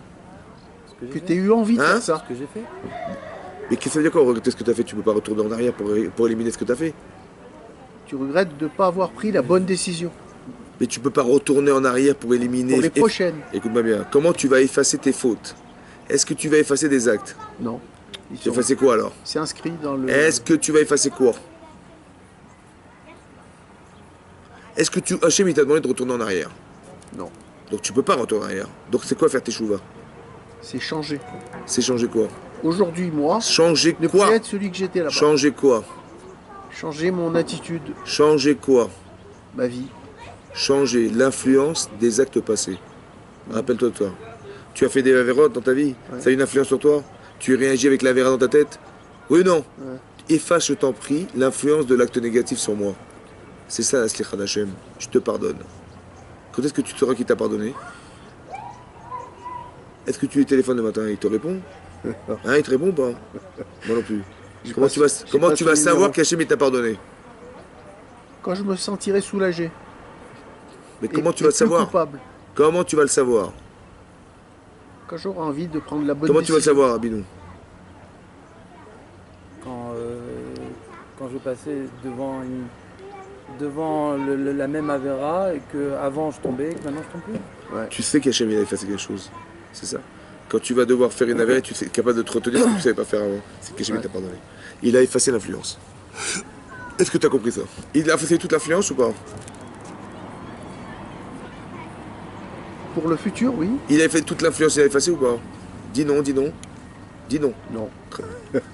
Il n'a pas effacé tout. Pourquoi il n'a pas tout effacé? Parce qu'il peut pas, parce que c'est pas. quelque chose qui a eu lieu, ça a eu lieu. T'as pas compris. Il n'a pas effacé les actes, encore une fois. Il a Oui. effacé les L'influence. influences. Elle est où l'influence? Dans le futur. Elle est où l'influence? L'influence que tu as vécue il y a 10 ans. Elle est où l'influence? Dans ma Ce tête. que je suis aujourd'hui. Hein? Elle est ce que je suis aujourd'hui. Donc c'est quoi le passé? Donc, c'est me construire. Hein? C'est quoi ton passé? Le passé, c'est ce que je suis aujourd'hui. C'est ce que je suis aujourd'hui. Bah, c'est ton présent, ça. Ouais. C'est quoi ton passé alors? C'est quoi ton présent? C'est le cumul du passé. Le présent. Donc est-ce qu'il y a un passé? Oui. Non. C'est toi. C'est toi. Ah, Quand tu étais. Tu sais lire? ouais. À quel âge t'as appris à lire? Je sais pas, 6 ans, je sais. Donc tu as 6 ans ou tu as 50 et quelques années? T'as quel âge? Hein? Ouais. Eh ben ton âge, il y a 6 ans. Mais ça fait partie de toi. C'est ta concentration de toutes ces années. C'est toi, c'est ton présent. Donc ton passé, c'est quoi? Ben, c'est rien en fait, c'est le concentré de ton présent. Qu'est-ce qu'on gagne de ça? Qu'est-ce qu'on gagne de ça? Que ce qui compte, c'est ce que je suis aujourd'hui. C'est sûr ça, Baruch Hashem. Qu'est-ce que Qu'est-ce je fais qu'est-ce qu'on demain? gagne de ça? Tu sais, il y a des gens dans leur vie, ils font pas de chouva, tu sais pourquoi? Il dit, vous savez, Rav, j'ai fait tellement d'avérotes dans ma vie, tellement Ça sera d'avérotes, jamais. jamais il me retomera. C'est une bêtise ou pas? Ouais, bien sûr. Pourquoi c'est une bêtise? Parce que c'est ce qu'il est aujourd'hui qui compte. Khazak. Donc ton passé, tu portes en toi. Donc quand tu changes au présent, tu changes ton passé ou pas? Hein? Bien sûr. Il n'y a pas de passé. C'est la seconde de ton présent, c'est tout ton passé. Donc quand tu changes ton présent, tu changes toute ta vie. Seulement le type il croit hein, que ce qu'il a fait, l'image qu'il a dû passer, elle va rester. Mais elle reste pas parce que c'est toi. Les actes passés, tu peux pas les enlever. Le type il a caché judiciaire. Il a passé 20 ans de prison. Ouais. Tu dis il fait tes chouvas. Mais tu peux pas effacer les années de prison. C'est inscrit. C'est inscrit, oui ou non? C'est vrai ou c'est faux? Ouais. Mais est-ce que c'est ça la teshuva? Pas du tout. Pas du tout. C'est comment il est sorti de prison. Son passé, encore une fois, on n'efface pas des actes, on efface des influences. Rappelez-vous toujours de ça. Ce qui est l'influence que ça a pu avoir la prison sur lui, c'est qu'il est devenu un autre homme. C'est cet homme-là qui m'intéresse. Tu vois ou pas? Tu dis, ah mais comment je vais effacer la prison? Mais on t'a rien demandé, on t'a demandé ça, c'est impossible. Donc qu'est-ce qu'on t'a demandé? D'effacer l'influence. Ne n'y retourne pas. Ne tombe pas sous l'influence de croire que tu vas t'en sortir sans elle. L'influence. Après, tu comprends pas? Ouais. Tu as compris pas? Il faut demander à Hachem de tout son cœur, ça. C'est l'Achlanu Avinu. Pardonne-nous, ça veut dire que maintenant je suis présent, je veux que tu effaces cette influence qui m'a amené là-bas. Je veux plus de ça. Comme tu veux plus, alors Hachem il efface. T'as compris ce que ça veut dire? Ouais. T'as besoin de ça ou pas? Est-ce que tu vas échapper maintenant à la prière? Tu dis, c'est pas important, c'est ça. J'ai autre chose à faire. Quand tu penses à autre chose, c'est que c'est moins important que ce que tu vas prier. Est-ce que tu comprends ça? Donc se concentrer dans la prière, c'est pas de dire ah tiens je vais mettre mon doigt sur le mot. Est-ce que quand ça tu vas lire? Quand je te parle, je te dis n'oublie pas demain matin on a un cours, Yamincha à 7h moins 10, c'est comme ça qu'on parle aux gens. Et je dis ouais mais concentre-toi, vas-y mets ton doigt sur le livre. Ouais, c'est comme ça. C'est une prière ça ou c'est de la lecture? Hein, comme s'il fallait lire. On t'a pas demandé de lire, on t'a demandé d'être une personne sincère avec Hachem. La sincérité, la franchise avec Hachem, la réalité, c'est ça la réalité, vous comprenez quoi? Est-ce que tu te sens concerné par ce que tu dis? Est-ce que tu as besoin de parler à ça? Alors barrez-nous. Évidemment, c'est comme ça. Tu comprends pas? Etc., etc. Toutes les brachot, elles ont un sens profond, qui est une nécessité vitale. Si tu échappes, c'est que tu n'es pas dans la vitalité des choses. C'est que tu n'es pas vrai, t'es pas juste, t'es pas cohérent. T'as compris? Maintenant, ce que tu veux voir, quand tu pries Hachem, tu veux que ça passe par lui. C'est ça qu'il a dit Eliezer. Moi, je veux que ça passe par toi. La Parnassa, tu dis comme ça, tu vends, t'as fait une étude de marché, t'as fait des études, t'as fait une étude de marché, t'as acheté le produit, t'as les bons vendeurs, t'as le bon quartier, t'as tout calculé. Quand les clients ils viennent et qu'ils tu gagnes bien ta vie, c'est logique ou pas? Hein? C'est logique ou pas? Tu as fait ce qu'il fallait. Tu as fait ce qu'il fallait. Mais au fond, c'est qui t'a donné l'argent? C'est tes études? C'est l'intelligence que tu avais? C'est qui? Hachem. T'es sûr ou pas? À combien de pourcents Hachem? 100%. Mais c'est pas vrai, t'as fait des études de marché, t'as fait des études, t'as fait des études de marché, t'as pris les bons vendeurs, t'as pris le bon produit, t'as pris le machin. Quand tu vois les clients arriver, mais c'est normal. Le comptable il te dit, l'expert il dit, mais monsieur, vous avez réussi votre vie, Chazako Balour, vous avez bien réfléchi votre truc, vous avez trouvé le bon quartier, vous avez bien. C'est dur de dire que c'est Hachem. C'est dur ou pas? Je vais te dire pourquoi c'est dur de dire. Tu sais pourquoi c'est dur? Si demain, hein, je vous offre le livre de prière dans lequel Adam Arishon a prié. Ça va, je vous l'offre. Voilà, on a retrouvé dans une grotte un livre de prière, il y avait marqué Adam Arishon, il avait signé, tout ça, on dit que c'est le sien. Il a pris, il était tout corné, machin, mais c'est le sien. Et je vous le donne. Vous êtes fiers ou pas? Ouais. Il a un prix ce livre? Non. Si je viens, tu viens dire, bah, écoutez, je vais vous l'acheter. Non. Vous me le vendez ou pas? Tu me le vends ou pas? Ouais. Tu me le vends? Maintenant, quand tu gagnes ton argent à la fin du mois, tu reçois un chèque. D'où il vient l'argent? D'où il vient l'argent? De qui vient l'argent? De qui vient l'argent? Dis-moi, réponds-moi. Ça dépend. Si on est salarié ou indépendant? Je t'ai pas dit que tu t'appelles Arié. Il est viré par le Crédit Lyonnais, mais c'est pas le Crédit Lyonnais qui me l'a envoyé. Qui c'est? C'est le mon Dieu. Dis-moi, cet argent-là, quand tu achètes des choses, tu t'en sépares? Ouais. Et comment tu peux t'en séparer? Ça vient d'Hachem. Je m'en Si déjà le sido, Ah. si déjà le sido d'Amarichon, t'as du mal à t'en séparer, et il est invendable. Alors comment tu vas te séparer de ce que tu reçois du bon Dieu? Parce que Dieu il me l'a pas donné pour que je le. Comment tu vas te séparer de le lien qui existe entre toi et Hachem, qui est ton argent? Hachem, il est venu te voir et il dit voilà, c'est à toi. Il t'a pas donné le sido d'Amarichon, il t'a donné ce qui était à lui au départ. Parce que l'argent, c'est pas pareil. l'argent, Il m'a c'est pas une donné fin en pour soi, vivre. c'est un Hein moyen. L'argent, c'est pas une fin en Voilà. soi, c'est un moyen. Voilà. Mais le sidour, C'est- c'est quoi? C'est quoi? C'est pas un moyen, c'est un sidour, c'est quoi? C'est un moyen ou c'est une fin en C'est un soi? moyen de... C'est un moyen de prier. Ce qui est spécial, le sidour? Pourquoi Et- le sido, tu peux pas t'en séparer, il est invendable, mais l'argent qu'on te donne, c'est oui, échangeable. Ça vient d'Hachem. Si déjà ce qui vient d'Adam Arishon, tu t'en sépares pas parce que c'est Adam Arishon. Oui. Qu'est-ce qui donne la valeur au sido? La fin, c'est de se rapprocher d'Hachem. Donc par ce livre-là, je peux me rapprocher d'Hachem parce qu'il peut-être il a une puissance particulière. Et l'argent? Et l'argent, rien à voir. L'argent, c'est. Rien à voir. Tu l'as volé cet argent? Non. Non, Mais mais qui Hachem, c'est il qui me l'a le donné? Hachem, Mais C'est lui qui l'a donné. Mais Oui, pour que mais il je me l'a puisse, donné pour que je m'occupe de mes enfants. pour mes Il me moyens. l'a pas donné pour que je le mette sur mon carnet de caisse d'épargne. Est-ce que le sido d'Adam Arishon, tu vas le vendre pour acheter une maison à Nice? Non, jamais. Et pourquoi l'argent qu'on te donne, tu vas acheter une maison à Nice?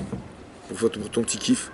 Tu vas échanger le lien qui existe avec Hachem pour faire ton petit kiff? Parce que- Est-ce que tu comprends que c'est pas évident ce que je te raconte?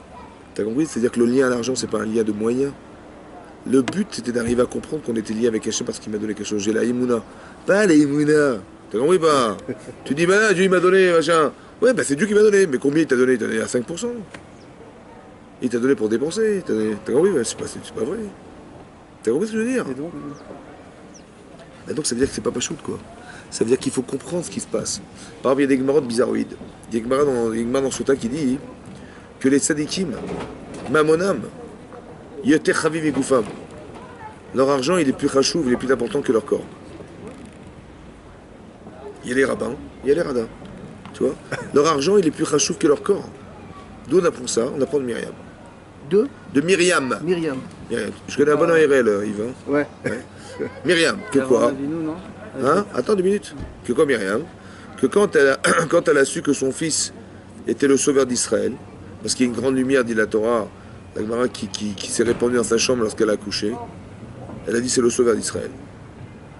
Elle a gardé comme elle a pu 3 mois, elle avait accouché prématurément, et elle savait qu'au bout de 3 mois, au 9e mois, ben, ils allaient venir la chercher pour voir ce qu'elle avait accouché. Qu'est-ce qu'elle a fait? Elle a pris son bébé, elle l'a mis dans un berceau. La Gemara a dit quel bois elle a mis? Elle a mis du bois le plus simple. L'osier. D'osier plus simple. Pourquoi elle a pris le plus simple? Parce que Mamonam, Chavi Yotam Igoufam, leur argent, il est plus important que leur vie à elle, à ces personnes. Donc elle a fait très attention de ne pas trop dépenser. Ah ouais? Comme ça c'est marqué. Comment tu comprends ça toi? Elle a vu cet enfant, souvent ils avaient foutu paquet, mais le paquet, mais fais-lui un truc en béton, qui ça puisse tenir. Ouais, prends pas de risque. Tu vas dans le Nil. Oui, non. Bien sûr qu'elle n'a pas pris de risque. Et pourquoi elle n'a pas pris le top? Parce que ça lui était très difficile de se séparer de ce qu'elle avait reçu d'Hachem. Les tzadikim, ils ont beaucoup de mal. Tu te rends compte ce que ça veut dire ça? Quand tu reçois de l'argent à la fin de mois, c'est Hachem qui t'a donné. C'est pas des mots, des trucs. C'est une vraie conscience, ça. Il y a une Gemara dans Moed Katan qui dit que Rabbi Chia, il était en train d'étudier la Torah. Et la Gemara dit que tant qu'il était en train d'étudier, le Malach HaMavet, il ne pouvait pas le tuer. C'était le jour de sa mort. Il étudiait la Torah, il était embêté, il ne savait pas comment faire. Alors qu'est-ce qu'il a fait? Il s'est déguisé en pauvre. Le Satan, hein, le Yitzhara. Il est Malach HaMavet. Il est venu, il est déguisé en pauvre, il tape à sa porte. Il dit bonjour Rabbi Chia, voilà, j'ai pas de quoi manger, est-ce que vous avez du pain à me donner? Alors il a dit ouais, ok. Il a donné du pain. Alors le Satan lui a dit, si tu me donnes déjà ton pain, donne-moi ta neshama. Il a dit ok. Mais quel est le pshat de la Gemara? Quel rapport entre son... Je te donne 1 milliard de pain, pas de problème, mais pas ma vie. Qu'est-ce qu'il a répondu? Si tu me donnes ton pain, donne-moi ta neshama, ça ok. Il a accepté. Alors le Rav Shmuel, il explique, il dit, quand il donnait du pain, il donnait sa neshama avec. Le Satan, le Malach, il a dit, mais tu me donnes ton pain comme ta neshama, c'est pareil, donne-moi ta neshama. T'as compris? Ça veut dire que c'était très dur de donner. Quand tu sais ce que tu vas perdre, quand tu donnes vraiment ou pas? Tu donnes vraiment ou pas? Et quand tu sais ce que... C'est comme si tu dis, ceci dont d'Adam Arishon, je vais le partager avec mes enfants. Mais c'est très difficile. Mais quand tu partages, c'est par amour pour l'autre ou pas? Parce que tu t'es détaché de quelque chose qui était fondamental. Tu dis, mais l'argent était fait pour être dépensé, t'as raison. Mais il y a un rapport à l'argent qui n'est pas le même que celui qu'on a nous. On dit, voilà, je gagne de l'argent pour dépenser. Mais de qui tu ressens ton argent? D'Hachem. Mais comment tu veux te séparer de ce que Hachem t'a donné? C'est compliqué, ça. Ça doit être dur, en vérité. Mais quand c'est dur, c'est pas parce que t'es radin. Parce que comment tu vas te séparer du bibelot de ta grand-mère? Mais pareil de ses enfants, alors je vais marier mes enfants, comment je vais me séparer de ma fille ou de mon fils? C'est vrai, c'est vrai. Mais ça veut dire que quand tu dis je donne, tu donnes vraiment. T'as compris pas? Quand je me sépare, c'est parce que pour lui, pas pour moi. Vraiment, sincèrement. La difficulté, elle crée de la conscience. Tu vois? Donc C'est dur de se séparer de ce qu'on nous a donné. Ce que je vous dis, c'est pas évident ce que je vous dis, mais tout le monde est touché par ce problème. Même moi, quand j'en parle, ne croyez pas que je suis là-dedans. Hein. Mais d'expliquer la notion du rapport à l'argent. Quand tu dis tu es Ma'amin Bachem, c'est Hachem. Mais ça veut dire quoi? L'argent, de toute façon, Hachem nous le donne. Ouais. Donc si j'écoute votre raisonnement, donc j'essaie de dépenser le moins possible. J'ai pas dit ça, j'ai jamais dit ça. J'ai jamais dit ça. Alors ça veut dire quoi? Je comprends pas en fait. Écoute-moi bien. Tu sais d'où qui ça vient? La mitzvah, exactement pareil que si je te l'offre le Tzido dans la Rishon qui était inséparable et invendable. À qui tu vas le donner si tu dois le donner? Oui, mais là, le livre, réponds à mes questions. Il est venu seul. Attends, tu voulais qu'on réfléchisse ensemble? Oui, mais d'accord, le travail, j'ai travaillé, j'ai fait un effort. Donc Hachem, il m'a, en fonction de l'effort, j'ai eu... c'est pas ça le pshat. C'est pas ça le pshat. Le pshat, c'est qu'il a voulu créer un lien indélébile avec toi, en te donnant une parnassa, qui t'est vitale. Dis-lui merci. Mais pas merci comme ça. Je vais t'expliquer un truc. Écoute-moi bien. Il faut que tu me répondes à ce que je vais te dire et tu vas comprendre. Il est marqué dans la paracha de Vayera que le Satan, il vient voir Hachem. Il dit, tu vois, Abraham, il a fait un grand mishté gadol, il a fait un grand festin pour te remercier d'avoir donné un enfant. C'est bon? Mishté gadol, c'est-à-dire un grand festin, il a invité toutes les personnalités du monde. Pas un buffet de 200 mètres carrés. Non, il a fait un grand festin, il a invité des grandes personnes. Des grandes personnalités, Avimelech, le roi d'Égypte, les machins. Ça va? Mais, dit le Satan, il a juste oublié une chose. Il t'a pas amené d'offrande. De korban, comme ça Rachidi. Ah. Oui? Il t'a pas remercié à toi personnellement. C'est pas un korban de faire un mishté? Non, korban, la shem. Tu as dit il a eu un rapport horizontal avec les autres, mais pas vertical. Ouais. Qu'est-ce qu'il a fait? Hachem, il dit non, je vais l'éprouver, tu vas voir qu'il va même tuer son fils pour moi. C'est bon ou pas? Ouais. Donc il a amené son fils en rapport au korban qu'il avait manqué d'apporter. C'est logique ou pas? Ouais. C'est logique? Il a pas. Combien ça coûte un korban? Combien ça coûte un petit bélier? À côté du fils, rien. Combien ça coûte un bélier? 400, 500 euros, je sais pas. Et son fils, combien ça coûte son fils? Pas de prix. Amène-moi de ton fils, elle n'a pas un korban, mais je t'emmène des 1 milliard de korban, il n'y a pas de problème, qui rapporte avec son fils. C'est quoi la Kedat Israël? Si tu me réponds à ça, t'as compris. Si tu me réponds pas, c'est que t'as pas compris. Tiens pour moi. Moi, je te donne 1 milliard de corbanotes, mais pas mon fils quand même. Le fils, c'est pas son fils, c'est un fils qui va être sa descendance, qui va être la perpétuée de son enseignement. C'est le clan Israël. C'est pas ça vaut pas un bélier quand même. Je dis, tu m'as pas amené bélier, amène-moi un corban. Lequel ton fils? C'est aucune commune mesure. C'est quoi la logique? Si tu réponds, t'as compris. Si tu peux pas, t'as pas compris.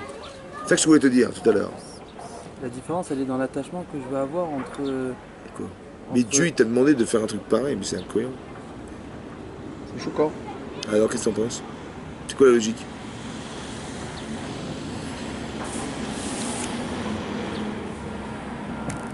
Écoute-moi bien. Tu raisonnes aux yeux d'Abraham. Tu dis, Abraham, il va quand même pas amener son fils pour un petit corban.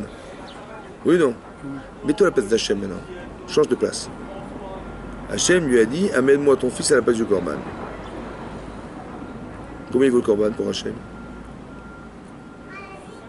Beaucoup alors? Je répète, il a dit Hachem. Il est fou Hachem ou pas? Non. Très bien. Donc il dit à Abraham, amène-moi ton fils à la place du corban. Donc combien il valait le corban pour Hachem? Énormément. Tu es d'accord ou pas? Toi tu raisonnes Abraham, mais raisonne Hachem. Pourquoi il vaut tellement? Il vaut des milliards et des milliards. C'est pourquoi? Parce que quand il te donne Hachem, il attend que de créer le lien avec toi. Il attend? Il attend que de créer ce lien avec toi. Ah, ouais. Que tu lui dises merci pour créer le lien. Donc combien ça coûte ça? Énormément. Des milliards. T'as compris pas? C'est ce rapport à l'argent dont je te parle. Le rapport à l'argent, c'est que c'était en fait tu peux pas vivre sans argent. Donc tu lui dois la vie à lui. Et tu dis, bah l'argent, je peux pas dépenser, ben, il est où Hachem dans cette histoire? Et où il est le lien? Il n'y a pas de lien. Tu vois ce que je veux dire ou pas? Ça veut dire que ça vaut des milliards ce qu'il t'a donné. Donc c'est dur de se séparer de ce qu'il t'a donné. Puisque pour Abraham, on lui a donné son fils en remplacement de ce qu'il n'a pas apporté au départ. De ne pas avoir reconnu ce qu'on lui avait donné au départ. Tu comprends pas? Ça vaut des milliards. Comment tu te sépares de milliards? Donc ça vaut des milliards. Donc quand tu donnes à tes enfants, tu donnes pas l'argent, tu donnes des milliards. Tu donnes, tu te sépares de ce qu'Hachem t'a donné. C'est énormissime. C'est-à-dire ça vaut aussi une preuve d'amour pour tes enfants, énormissime. C'est pas que tu dis, ah, je vais divorcer. Non, c'est tellement dur pour Myriam de se séparer de ce qu'Hachem lui a donné qu'elle a du mal elle va acheter le minimum. C'est tellement dur ça. T'as compris la conscience qu'elle avait d'Hachem ou pas? T'as compris ou pas? Mais quand t'arrives à ça, mon vieux, mais t'es avec Hachem en permanence. T'as vu comment ça se cultive? C'est une autre façon de penser. Pas comme nous, après l'école, vous allez gagner votre vie, vous allez pouvoir vous débrouiller, vous allez pouvoir vous offrir ce que vous avez envie, comme si que... Non, l'argent c'est un moyen de lien avec Hachem. La parnassa dépend d'Hachem. Quand tu dis « Tachonel Amdaat », tout ce que tu as compris, ça vient d'Hachem. Tu dis « Mais donc tu dois pleurer de ne pas savoir. Tu dois pleurer de ne pas comprendre. » Et Hachem, il va t'ouvrir les yeux.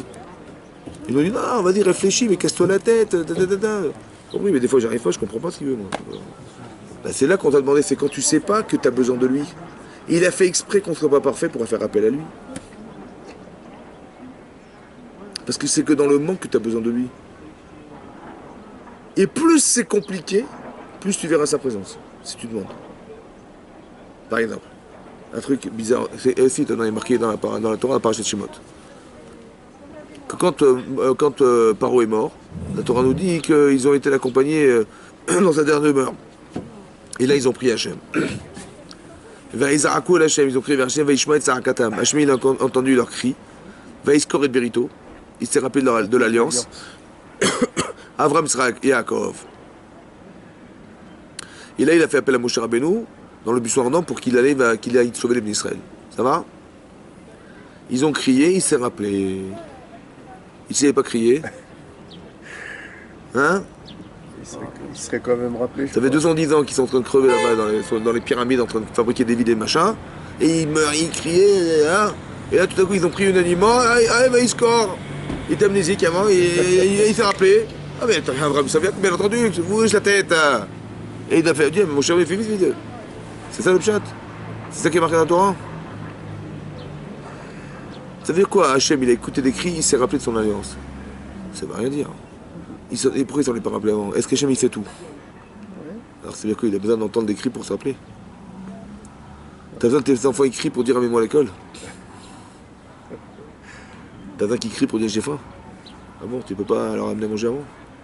Tu peux pas les libérer avant la fin d'une souffrance? Bon, c'est quoi le chat? Les Juifs de Paris. Alors, qu'est-ce qui est marqué dans la Torah? Allez, écoute-moi bien. Si Hachem, il les libère, sans qu'on les demande. Par exemple, Hachem, il envoie les Américains en Égypte, sans qu'on lui demande. Qu'est-ce qu'on va faire? Qu'est-ce qu'on va dire? Merci les Américains. Mais si j'ai dit Hachem, je t'en supplie, sors-moi d'ici, sors-moi d'ici, sors-moi d'ici. Et il envoie les Américains, qu'est-ce que je veux dire? Ah, Dieu, il a envoyé les Américains. Merci Hachem d'avoir envoyé les Américains. Ouais. Donc est-ce que si tu veux créer le lien avec Hachem, il est obligé d'attendre que tu lui demandes? Ouais. Ah ouais. T'as compris? C'est ça, Vaïskor et Berito. Ça dépend de toi. T'as compris? C'est-à-dire qu'avant, ils n'ont jamais demandé? Ils n'ont pas crié autant. Non. Vaïzarakou, unanimement, ils ont crié Vaïzarakou Hachem. Ils n'en pouvaient plus. T'as compris la différence? Tant que tu ne demandes rien, Hachem ne peut pas t'envoyer. Pourquoi? Parce qu'à quoi ça sert qu'il t'envoie si tu ne sauras jamais que c'est lui? Tu diras, ben, c'est mon business, c'est mon machin, c'est le livreur, c'est le machin, merci beaucoup d'avoir amené à l'heure la livraison, merci d'avoir fait. Tu vas dire merci au livreur, tu vas dire merci aux commerciaux, tu vas dire merci à... Mais c'était Hachem au départ. Des fois, un type, il apprend de Parnassa. C'est pourquoi? Parce que tu as la conscience que ce qui t'arrive, c'est Hachem. Parce que quoi? Pour que tu aies la conscience de ce qui t'arrive, c'est Hachem. Il y a des gens qui n'ont pas cette chance. Et nous, on croit que c'est une catastrophe, alors que c'est une chance. Comme une fois, une femme, elle vient me voir, elle m'a dit, voilà, j'ai un problème avec un couple et tout. Je fais, ouais, qu'est-ce qu'il y a? Il me dit, bah voilà, ils gagnaient très très bien leur vie, beaucoup d'argent, très riches et tout. Et puis cette dégradation totale de la Parnassa, ils n'ont plus de quoi vivre. Et là, depuis que je leur livre des repas à la maison, quoi. Tu vois, le truc de la pauvreté, quoi. Une déchéance morale, la même femme, elle n'en peut plus, elle n'arrête pas de gronder son mari, ils ont des problèmes de shalom baïd, de payer des ménages et tout ça. Qu'est-ce que je dois faire? Alors je dis, écoutez bien. Quand ça allait bien, quand vous avez de l'argent, ça allait bien. Je dis, ouais, très bien. Et quand c'était pas d'argent, bizarrement, ça n'allait plus. Ouais. Mais est-ce qu'en vérité, les problèmes qu'ils avaient, ils étaient là? Avec l'argent? Ils étaient là ou pas? Ouais. C'est ce qu'il a fait Hachem, comme ça. Voilà, je vais donner, je prends un verre de Coca-Cola, et je le cache sous la table, et je mets un truc dedans. Et je te donne à boire. Tu bois ou pas? Tu bois ou pas? Pourquoi? Je pense que vous aimez. Très bien. Comment tu vas savoir ce qu'il y a dedans? Je ne saurais pas. Bah, comment tu vas savoir? Une question sans réponse. Hein? Bah tu vides le verre. Oui, voilà. Oui, non. Ah, Tu sais ce qu'il a fait Hachem? Il dit vous aviez des problèmes de midot. J'étais obligé de vider le verre pour que vous sachiez que vous avez des problèmes.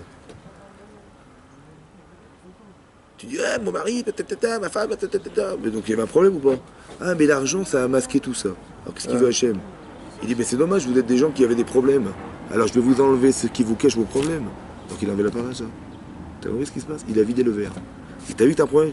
Si t'as conscience de ça, après il te remet du coca. Mais tant que tu n'as pas le srout de voir que t'as un problème, c'est pas un srout ça, c'est énorme, si, vous comprenez ou pas? Hachem, il leur a permis de voir qu'ils avaient des problèmes de couple au fond qui étaient des midot raot. Qu'est-ce que tu aurais fait à sa place, toi? Tu dis, moi, ces gens-là, ils vont se perdre toute leur vie à cause de l'argent. Ils vont arriver au Lamaba un jour, je vais leur dire, je suis désolé, vous aviez ça, vous ne pouvez pas rentrer. Je dis, mais comment ça, on avait ça? Mais il fallait nous éprouver pour qu'on le sache au moins. Ben, c'est ce qu'il a fait Hachem. Il leur a vidé le verre. Et vous voyez maintenant qu'est-ce qu'il y a? Et exactement vous savez exactement ce qui se passe. Alors tu me dis, ouais, mais moi, j'ai divorcé entre-temps, j'en pouvais plus de ma femme et tout. Mais t'as pas compris, c'est ça que tu devais faire, c'était corriger ton problème. On t'a pas vidé. T'as compris? C'est ça, croire en Dieu. Vous comprenez ce que ça veut dire croire en Dieu? Je ne comprends pas, ça veut dire quoi la croyance? Mais non, croire en Dieu, c'est comprendre ce qui t'arrive avec Hachem. Il y a une forme de logique derrière qu'il faut comprendre. Et tu arrives à dire, tu vois, t'as pas de parler, bah Dieu il t'a puni, tu vois. T'as un rachat, t'as un bidon. C'est pas ça du tout, mais rien à voir avec la choucroute. Il a simplement pris conscience de ce qui te reste, et ce qui te reste, c'est ce que tu dois voir, comprendre. Tu vois, tu dis, maintenant, par l'argent, comment ça se passe? Bah, peut-être tu manques de confiance en Dieu, peut-être que tu crois que tu réussis par toi-même. Tu vois, c'est Eliezer, on lui a demandé ça. On lui a fait l'honneur d'aller chercher une femme pour une sac, il a même pas pensé une seconde à lui. Il a dit, mais qu'est-ce que je suis là-dedans, moi? Quand tu peux faire, vas-y, mais quand tu peux pas faire, faut être cohérent, c'est pas ton ressort. Bah, tu pries Hachem directement, t'as compris? Et plus tu fais dépendre d'Hachem de ce que tu dois faire, parce que c'est impossible autrement, et plus Hachem il va te répondre à la seconde. Et plus tu crois que tu vas y réussir, et tu lui laisses pas de place, et plus ça prend du temps. Je parle de choses vitales, hein. Pas de choses que tu peux... Quand tu ne peux rien faire, c'est-à-dire que quand tu pars du principe, il t'arrive des trucs que tu peux pas contrôler. Tu peux pas. C'est pas de ton ressort. Qu'est-ce que tu fais? Tu pries Hachem, oui ou non? Plus... Mais, de toute façon, ça sert à quoi tu peux pas traverser la mer Rouge, à la nage. Tu peux pas rentrer dans le désert, tu peux pas... Donc quand tu peux rien faire, qu'est-ce que tu fais? Eh ben tu demandes à Hachem, à Dieu. Mais ça veut dire quoi? Comme si qu'il t'avait dit quoi, lui? Attendez, il a réfléchi à Hachem ou pas? Il les a mis devant la mer Rouge. Il sait bien qu'ils ne savent pas nager. Il les a mis devant le désert. Ils savent bien qu'ils ne savent pas se débrouiller dans le désert. Il le sait ou pas, Hachem? Il leur a mis l'armée égyptienne qui arrive derrière. Donc ils sont pris en étau entre la mer, le désert. Il le sait, Hachem ou pas? Elle est où la solution physique? Il le sait, Hachem, il n'y en a pas? Qu'est-ce qu'il veut? Ça leur faire peur? Qu'est-ce qu'il veut, Hachem? Donc ils se rendent compte qu'il y a des choses qu'il faut qu'ils s'en remettent à lui. Hachem, il veut leur montrer qu'il existe. Écoutez-moi bien. Quand il vous arrive des choses dans la vie où vous ne pouvez rien faire, c'est une invitation à lui dire, Khada, j'ai compris, vas-y. Pas de s'angoisser, mais comment on va faire? On va mourir d'angoisse parce qu'on peut rien faire. Mais si t'es bête ou quoi? Si tu peux rien faire, tu crois en Dieu ou pas? Et tu sais qu'Hachem, il t'a mis dans une situation où tu peux rien faire. Donc plutôt que de commencer à ne pas pouvoir faire, alors qu'est-ce que tu fais? Tu dis, bah écoute, j'ai compris, c'est toi qui dois faire, oui, je te laisse faire. Et je vais t'expliquer un truc. De la même manière qu'on ne savait pas la solution avant de prier, que la mer allait s'ouvrir, tu verras que quand il n'y a pas de solution physique, la seule solution c'est Hachem. Et quand tu verras la solution qui n'était pas possible, improbable, tu vas dire que c'était que lui. Tu as renforcé ta émouna, c'était lui. Hachem, il a dit, maintenant tu es arrivé à un seuil où je peux intervenir pour entériner ta émouna Hachem. Laisse-moi faire pour toi quelque chose qui va pouvoir cristalliser la émouna que tu as. Vous avez compris comment ça marche? Quand tu vois que tu n'arrives pas à marier tes enfants, etc., c'est une invitation à dire, écoute, j'ai compris. De toute façon, c'est pas de mon ressort. Alors je te demande de trouver. Moi, je peux rien faire de toute façon. Quand tu peux faire, il faut faire. Et si tu fais pas, tu ne verras pas te construire. Mais quand tu peux rien faire, qu'est-ce que tu as? J'aime bien attendre quoi? Ben, il attend que tu l'invites à faire. Et c'est lui qui va trouver. Et plus tu dépends de lui, plus ça ira vite. Et moins tu dépends de lui, ben, plus tu vas. On verra. Dieu pour voir, on verra. J'espère qu'on va trouver la bonne chatranite, on va trouver le bon machin. Oui, bon. Quand ça dépend de toi, on te demande d'agir. Mais quand ça ne dépend pas de toi, c'est impossible. Alors qu'est-ce que tu veux faire toi? Alors tu dis Hachem, mais en vérité c'est un chesed. Pourquoi c'est un chesed d'Hachem? Parce que quand tu verras que c'est pas possible et que c'était lui, ça pourrait être que lui. C'est là que tu vois qu'il existe vraiment. Au début, il existe dans ta connaissance, il est dans le livre. Il existe dans ta vie. Maintenant, quand tu vas prier Hachem, ça va être le même Hachem ou pas? Quand tu verras que tes parents sont mariés, tes enfants sont mariés, quelque chose que tu pensais même pas une seconde, ça s'est réalisé. Quand tu vas dire Hachem Sevatai Tiftar, c'est le même Hachem que au départ ou pas? C'est plus le même. T'as compris? Donc laisse-le agir quand tu peux pas. C'est ça qui est marqué dans la Torah. Mais en vérité, Hachem, il t'a fait un cadeau. Toi, tu croyais qu'il t'a fait une crasse. Tu dis, ah, il m'a bien embêté là, je suis bloqué là, comment je veux faire maintenant? Mais pourquoi tu t'angoisses de ne pas pouvoir faire si tu peux pas faire? Parce qu'Hachem, il est pas là. C'est ça le problème. Parce que j'ai toujours fait, moi. Hein. Et je me suis débrouillé tout seul. Et moi, je suis indépendant. Et moi, j'ai besoin de personne. Je lui ai dit, attrape des maladies, attrape des problèmes, parce que tu veux pas. Tu dis, mais comment on va faire? On n'y arrivera jamais. Mais quand tu vois que tu n'y arriveras pas, c'est cohérent. Hachem ne peut pas exister, te demander des choses impossibles alors qu'il te l'a proposé. Et là-bas, c'est qui t'a dit, laisse-moi faire. Comme ça, tu verras que ce que je veux faire pour toi. Juste tu me le demandes. Juste que tu aies l'intelligence de comprendre que quand tu peux rien faire, c'est lui qui va le faire. Que juste que tu comprennes ça. Et quand tu as compris ça, tu n'as pas d'angoisse. Tu n'es pas prisonnier de ce qui t'arrive. Oui. Est-ce que ça veut dire, parce qu'aujourd'hui, la société dans laquelle on est, aujourd'hui, tout est cadré, tout est prévisionné, tout est targeté. Réfléchi. Donc, c'est-à-dire, on a du mal à créer cette spontanéité-là. Bien sûr. On va bien dire, sûr. je dépends d'Hachem, puisque non, tout est anticipé. Tout Exactement. Donc, plus tu intellectualises et plus tu penses que tu es maître des éléments. Donc c'est de plus en plus dur quand. Ouais. C'est de plus en plus dur quoi de. Mais est-ce que ça veut dire qu'on doit sortir de ce système-là et donc dire non, limite, je sais pas, moi je gagne pas un coup et je me dis j'ai envie d'acheter cet immeuble-là, mais j'ai la Emoun Hachem, j'ai pris Hachem, je vais Mais y pourquoi aller. faire? Attends, on a dit tout à l'heure avant que tu viennes, on a dit comme ça. Ou alors non, il faut que je fasse les choses Alors, on dit comme ça. cadrées. Écoute, tu veux acheter cet bâtiment, pourquoi faire? Non, je sais pas, c'est mon business, je me dis que ça va être ma parnassa, que c'est un. C'est cohérent dans ta tête ou pas? C'est dans Hein? ta tête, c'est cohérent? Bah moi dans ma tête. Pourquoi faire? Pour avoir plus de fric? Pour faire? Je sais Pour pas, te rassurer? peu importe, non, c'est son business. Il y en a, il va ouvrir un magasin de vêtements. Non, mais juste t'explique un truc. Quand tu dis je m'adresse à Hachem, Oui. je disais tout à l'heure à Yves, j'ai dit comme ça. Tu vas t'adresser au plus grand professeur, je sais pas moi, le plus grand professeur de mathématiques du monde. Le type, il pense qu'en mathématiques, la journée, il est dans les mathématiques. Ça va? De quoi tu vas lui parler? Sa voiture? Ses vacances? Quelle couleur est là? Qu'est-ce que tu vas lui dire? Razak, bon retour. Hein. Merci, très bien. Bon retour, retournez bien. Hein? D'ici à Thomas. Razak, allez bientôt. De quoi tu veux lui parler? Ses vacances? Sa voiture? Son business? De quoi tu lui parles?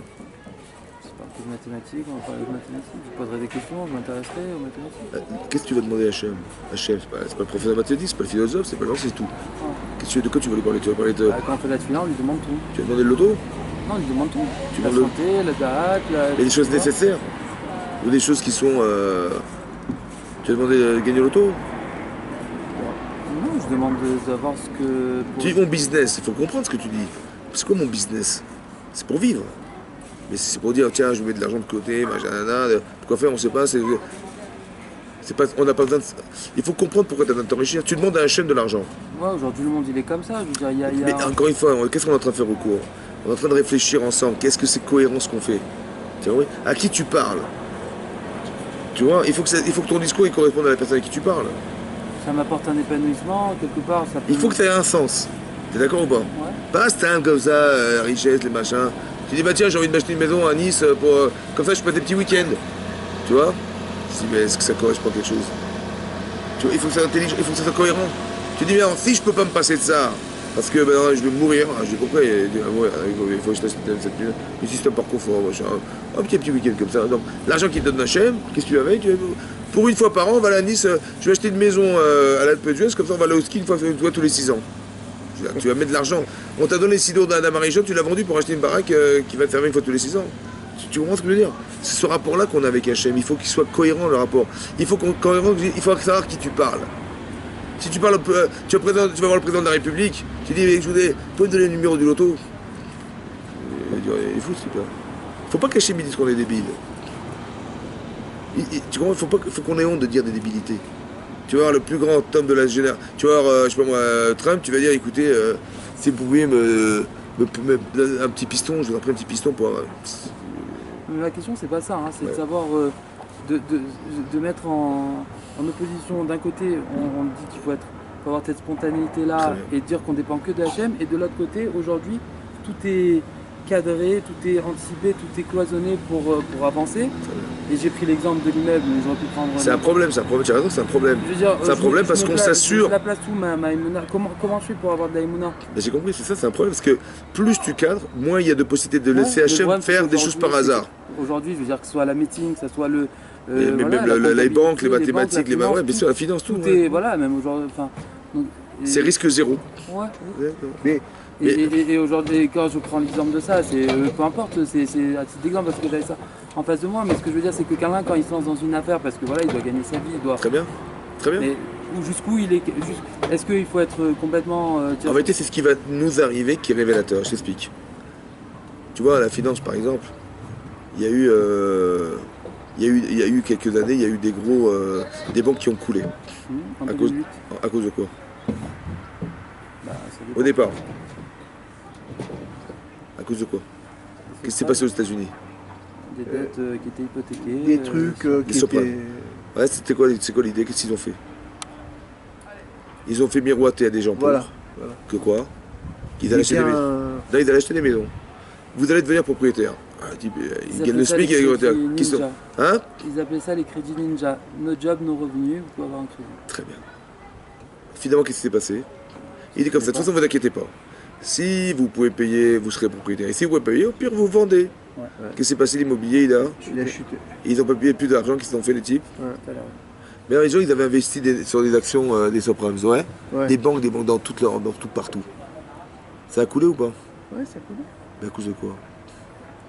À votre avis? On a voulu gagner de l'argent sur le dos des pauvres. Essayez de comprendre ce qui se passe derrière tout ça. Ça marche ça ou pas? Non. Financièrement, ça pourrait marcher, c'est un plan, non? Mais spirituellement, ça marche ou pas? Non. Eh ben ça coule. Il n'y a pas d'avenir dans ça. T'as compris ce que je veux dire? Que même quand tu calcules tout et tu prévois tout, t'es un grand spécialiste des risques et tout ça, mais il y a HM ou pas? Toi, tu vas t'assurer en faisant des calculs, mais en vérité, en t'assurant, tu te passes d'HM. C'est-à-dire que la probabilité qu'il pourrait s'investir HM, tu l'élimines. C'est ça le problème d'Aïmouna ici, c'est un vrai problème ça. Tu t'assures sur tout, il ne peut jamais rien t'arriver, donc HM il veut intervenir, il ne peut pas. Mais quand HM il intervient, c'est pour te faire du bien, pas pour faire du mal. Mais nous, on s'assure contre le mal. Donc HM il ne peut rien te dire, il ne peut pas te téléphoner, il ne peut pas intervenir. Tu dis par exemple Youssef, il va être vendu par ses propres frères en Égypte. Tu vois, il ne sait pas ce qui lui arrive. Il dit, peut-être je suis un rachat, peut-être que ce que je vis, c'est pas me construire, j'en sais rien. C'est vrai ou pas? Rachid, qu'est-ce qu'il dit, Rachid, là-bas? Il dit que les vendeurs de... C'est les vendeurs de pétrole, d'essence. À l'époque, ils vendaient de l'essence, ils l'ont acheté comme esclave pour le revendre. Et qu'est-ce qu'ils ont dit? Ils ont dit, tiens, c'est bizarre. Ils disent, tiens, on vendait du pétrole, des choses nauséabondes jusqu'à maintenant. Maintenant, on va vendre du parfum. Tant mieux, tu vois? Je me rappelle. Et Rachid, qu'est-ce qu'il dit Rachid dit, Otto de Sadiq, le pauvre de Sadiq, vendu par ses frères, esclaves et tout ça, on va pas lui mettre aussi l'essence. Alors on a mis du parfum. L'odeur, oui. Voilà, c'est ça qui est Rachid dit, on a mis parfum. Ça va? Donc le type vendu, esclave par ses frères, en Égypte, séparé de ses parents, on n'a rien trouvé de lui acheter du parfum. Voilà ce qui est marqué dans Rachid. Comme ça, au moins il est content. Ça va ou pas? Qu'est-ce qui est marqué dans Rachid? Il y a marqué quoi? C'est ça qui est marqué dans Rachid? Le pauvre, tiens, mets-toi un peu de parfum. Ça va te faire un peu oublier tes parents. C'est quoi qui est marqué dans Rachid? Écoute-moi bien. Comme par hasard, on vendait de l'essence. Et comme par hasard, on vend du parfum. Par hasard, on vend du parfum. Par hasard, on vend du parfum. C'est un clin d'œil du bon Dieu. Il faut chercher les hasards. Il faut chercher la normale. Et voir ce qui est marqué dedans. Tu vois? Moi, je sais pas ce qu'il veut le bon Dieu. Et peut-être je suis un rachat, peut-être je suis machin. Hachem dit, non, t'inquiète pas, c'est pour te construire. D'où tu sais? Parce qu'ils t'ont dit, on vendra du parfum. Tu vois, ça sent bon. C'est qu'Hachem est avec toi. T'inquiète pas, je suis avec toi. Pas que je t'ai délaissé, je suis avec toi. T'as compris? C'est-à-dire que même ce que tu vas calculer, il y a une part de hasard qu'Hachem il va vouloir. Mais si tu calcules tout, tu ne lui permets pas de laisser de la part de hasard. C'est ça le risque aujourd'hui qu'on a de la Emouna. C'est que tout est pensé, tout est calculé, tout est cadré, tout est machin. Il ne peut pas intervenir Hachem, on ne peut pas l'empêcher. Alors il va être obligé de faire un truc catastrophique pour qu'on voit. C'est un problème ça. Et ça c'est grave ça. C'est-à-dire que Hachem pour intervenir et dire qu'il est là, il est obligé de casser tout le système. C'est-à-dire qu'il peut arriver des catastrophes pour qu'on arrive à se rendre compte de la folie quoi derrière. Tu Tu vois? Puisque l'homme, il veut tout dominer, tout mettre en place et tout lui-même calculer, tout imaginer, tout ça. Tu t'assures contre la maladie, tu t'assures contre machin, tu t'assures contre tout. C'est un problème. C'est qu'Hachem est obligé de faire des trucs. Il est obligé de faire la mer rouge pour dire, oh, vous avez vu, je suis là. C'est un problème. C'est un problème. Donc ça veut dire qu'il faut que malgré tout, on garde la Emouna. Ça veut dire quoi, il garde la Emouna? Que malgré qu'on ait une culture de calcul et de tout envisager et de tout prévoir et tout ça, c'est ça qu'intellectuellement on est privé d'Hachem, il faut arriver quand même à pouvoir se dire j'ai ma confiance. Ça veut dire qu'il faut dire comme ça, il faut dire un petit peu comme je vous l'ai dit là, Akeda, ça veut dire Hachem il attendait qu'on dise merci. Mais si tu calcules tout, etc., tu es maître de la situation, quand tu gagnes ta vie, il faut dire que ce que tu as gagné, c'est pas le produit de ton travail. On t'a demandé de faire un effort. Par exemple, tiens l'agriculteur, ça va être dur de récolter la terre. Mais est-ce que tu sais faire pleuvoir, toi? Est-ce que toi, tu sais créer la réaction chimique entre la terre et la graine? Est-ce que tu fais pousser les choses? C'est vrai que nous, qu'est-ce qu'on a fait? Il faut dire une chose comme ça. Nous, on est des banquiers. On a déplacé l'argent là, on a mis les choses là, on a fait ça, on a fait ça. Qu'est-ce que tu as fait du déplacement? Ouais. Mais la banque, l'argent, c'est Dieu qui l'a créé. La terre, c'est Dieu qui l'a créé. Tout ça, c'est Dieu. Toi, tu as simplement déplacé ce que Dieu a créé. Ouais. Tu vois, oui? Pour avoir les Emounat Hachem, tu dis, moi, en vérité, moi, je suis rien. Tu vois, mais Hachem, il a créé des éléments. Il faut que j'ai l'intelligence de savoir qu'est-ce qu'il faut faire pour que le monde soit équilibré. Maintenant, quand on a fait des sopranes, on a déséquilibré le monde. C'est pour ça que ça n'a pas fonctionné. On t'a pas mis de l'argent dans ta banque pour que tu exploites des pauvres. Et qu'au final, les types, ça va être pire qu'avant. Tu leur as fait miroiter des maisons et des machins, et tu sais bien qu'ils ne pourraient pas payer, et tu as fait des crédits qui augmentent, et tu sais bien qu'ils ne vont pas payer un jour. Donc c'était méchant, c'est méchant, c'est cruel. Alors que ça ne veut pas marcher. Tu comprends? On t'a pas demandé de mettre des éléments là pour faire de la souffrance, créer de la souffrance autour de toi. Ça n'a pas d'avenir, ce genre de choses. C'est ça la Avera. C'est que c'est mal pensé au départ. Donc toi, ton système, il est intelligent, mais il faut qu'il soit cohérent dans la moralité de ce que tu veux créer. Tu es président de la République, il faut que tu réfléchisses dans le bon sens, c'est-à-dire dans le bon sens du développement et épanouissement des gens. Pas comme Saddam Hussein ou Bachar al-Assad qui va massacrer des gens parce qu'il veut rester dictateur. Garder son pouvoir, ça marchera jamais ça. Parce que la dictature, c'est une manière d'enfermer des gens dans un système dans lequel c'est toi qui maîtrise tout. Et que les gens sont en souffrance, c'est pas grave, il faut que je sois le maître de la situation. Donc, d'être maître des éléments dans le but d'épanouir mon pays. Par exemple, tu dis Saddam Hussein, deuxième puissance du pétrole, deuxième puissance mondiale du pétrole, deuxième puissance. Il y a de l'argent ou pas? Bah, investis dans l'université, dans la recherche, dans la médecine, dans les machins, dans les écoles, faire un truc qui permet aux gens de trouver du travail, tu dis, mais attendez, cet argent, je l'ai mis là-bas, mais oui, comment je l'ai... Mais c'est les impôts, les machins, les gens, ils seront contents, et ça te ramène de l'argent, et ton pays tourne. Tu aurais pu être une grande puissance du Proche-Orient. Et ton pays, qu'est-ce qu'il y a aujourd'hui? Désert. Pourquoi? Parce que quand tu n'investis pas, c'est le désert. C'est comme ça. Donc derrière cette forme d'économie concentrée sur de la pensée humaine, il y a le bon Dieu derrière. Donc n'oublie jamais qu'il y a le bon Dieu derrière. Donc on t'a juste demandé de faire des mitzvot. C'est ce que j'appelle des mitzvot, moi. Hein. C'est-à-dire que quand tu as des pouvoirs, qu'est-ce que tu fais avec? Comme pour tes enfants. Tu dis pas, ils vont crever la dalle, ils vont qu'à chercher à manger, moi mon argent je mets de côté. Ben, tu partages, toi l'essentiel c'est de faire vivre. C'est vrai ou pas? Mais c'est vrai avec ta famille, mais c'est vrai avec le monde entier, c'est comme ça. Quand tu as donné des pouvoirs, il faut comprendre, réfléchir comment ça peut être mieux pour les autres. Donc, mais si tu sais bien calculer non-risque, etc., fais-le dans le sens de ce qui est épanouissant. Mais pour ça, il faut savoir faut connaître la Torah. Il faut savoir qu'est-ce qui est juste, qu'est-ce qu'il faut, qu'est-ce qui est machin. Donc on apprend la Torah juste pour ça, pour savoir coordonner nos actes en fonction de la pensée d'Hachem. Parce que derrière, c'est lui. Donc quand tu t'es planté, de toute façon, Hachem, il a un logiciel, il retombe sur ses pattes, il n'y a pas de problème.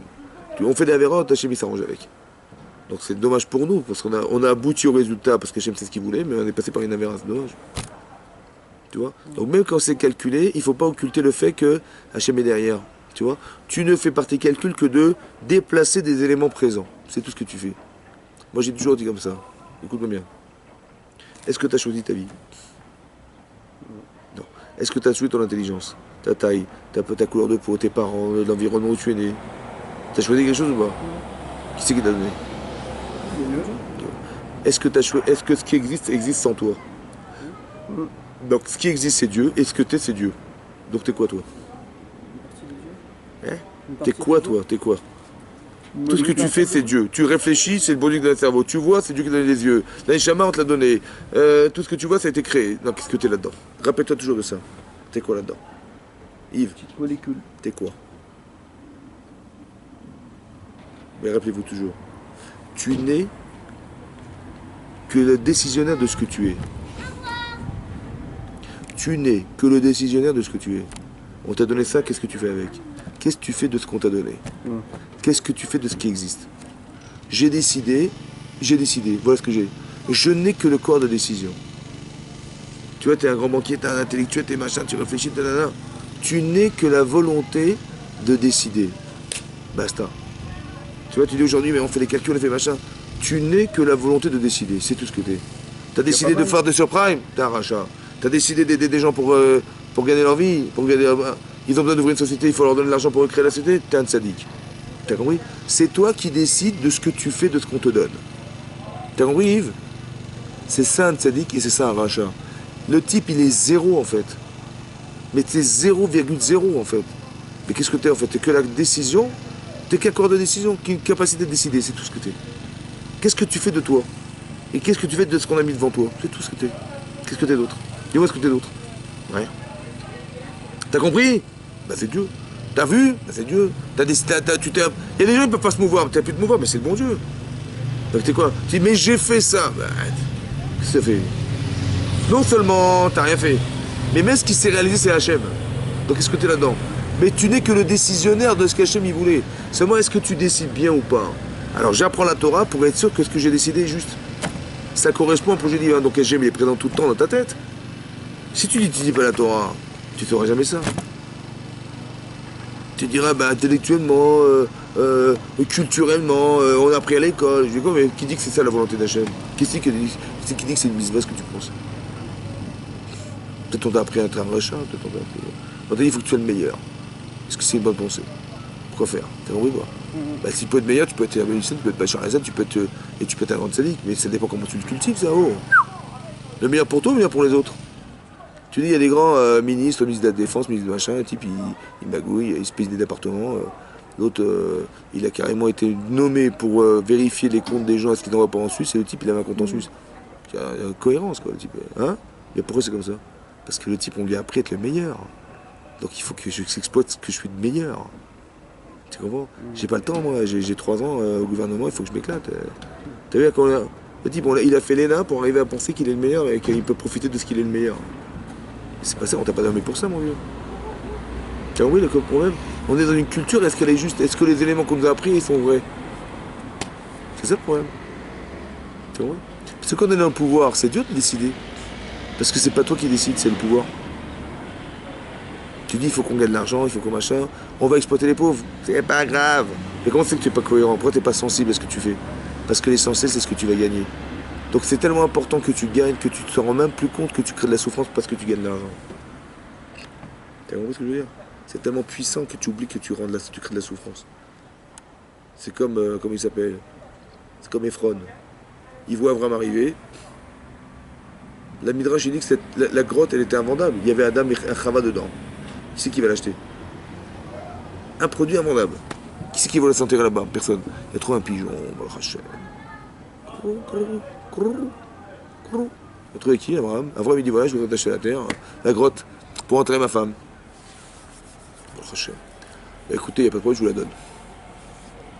Il dit ben non, mais vous êtes très gentil, mais je veux l'acheter. Il dit bon, allez, béni au Bencha, entre toi et moi, on est des amis, hein, 400 000 euros. 400 000 euros. Une grotte bidon invendable. Et Abraham il dit ok, pas de problème. Rachat. C'est quoi rachat? Le type, il exploite la souffrance d'un homme qui vient de perdre sa femme, qui ne peut pas discuter, pour lui proposer un pompe funèbre. Genre, les types, ils sont mortellement touchés par ce qui leur arrive. On n'est pas dans le fric maintenant, il faut enterrer les morts.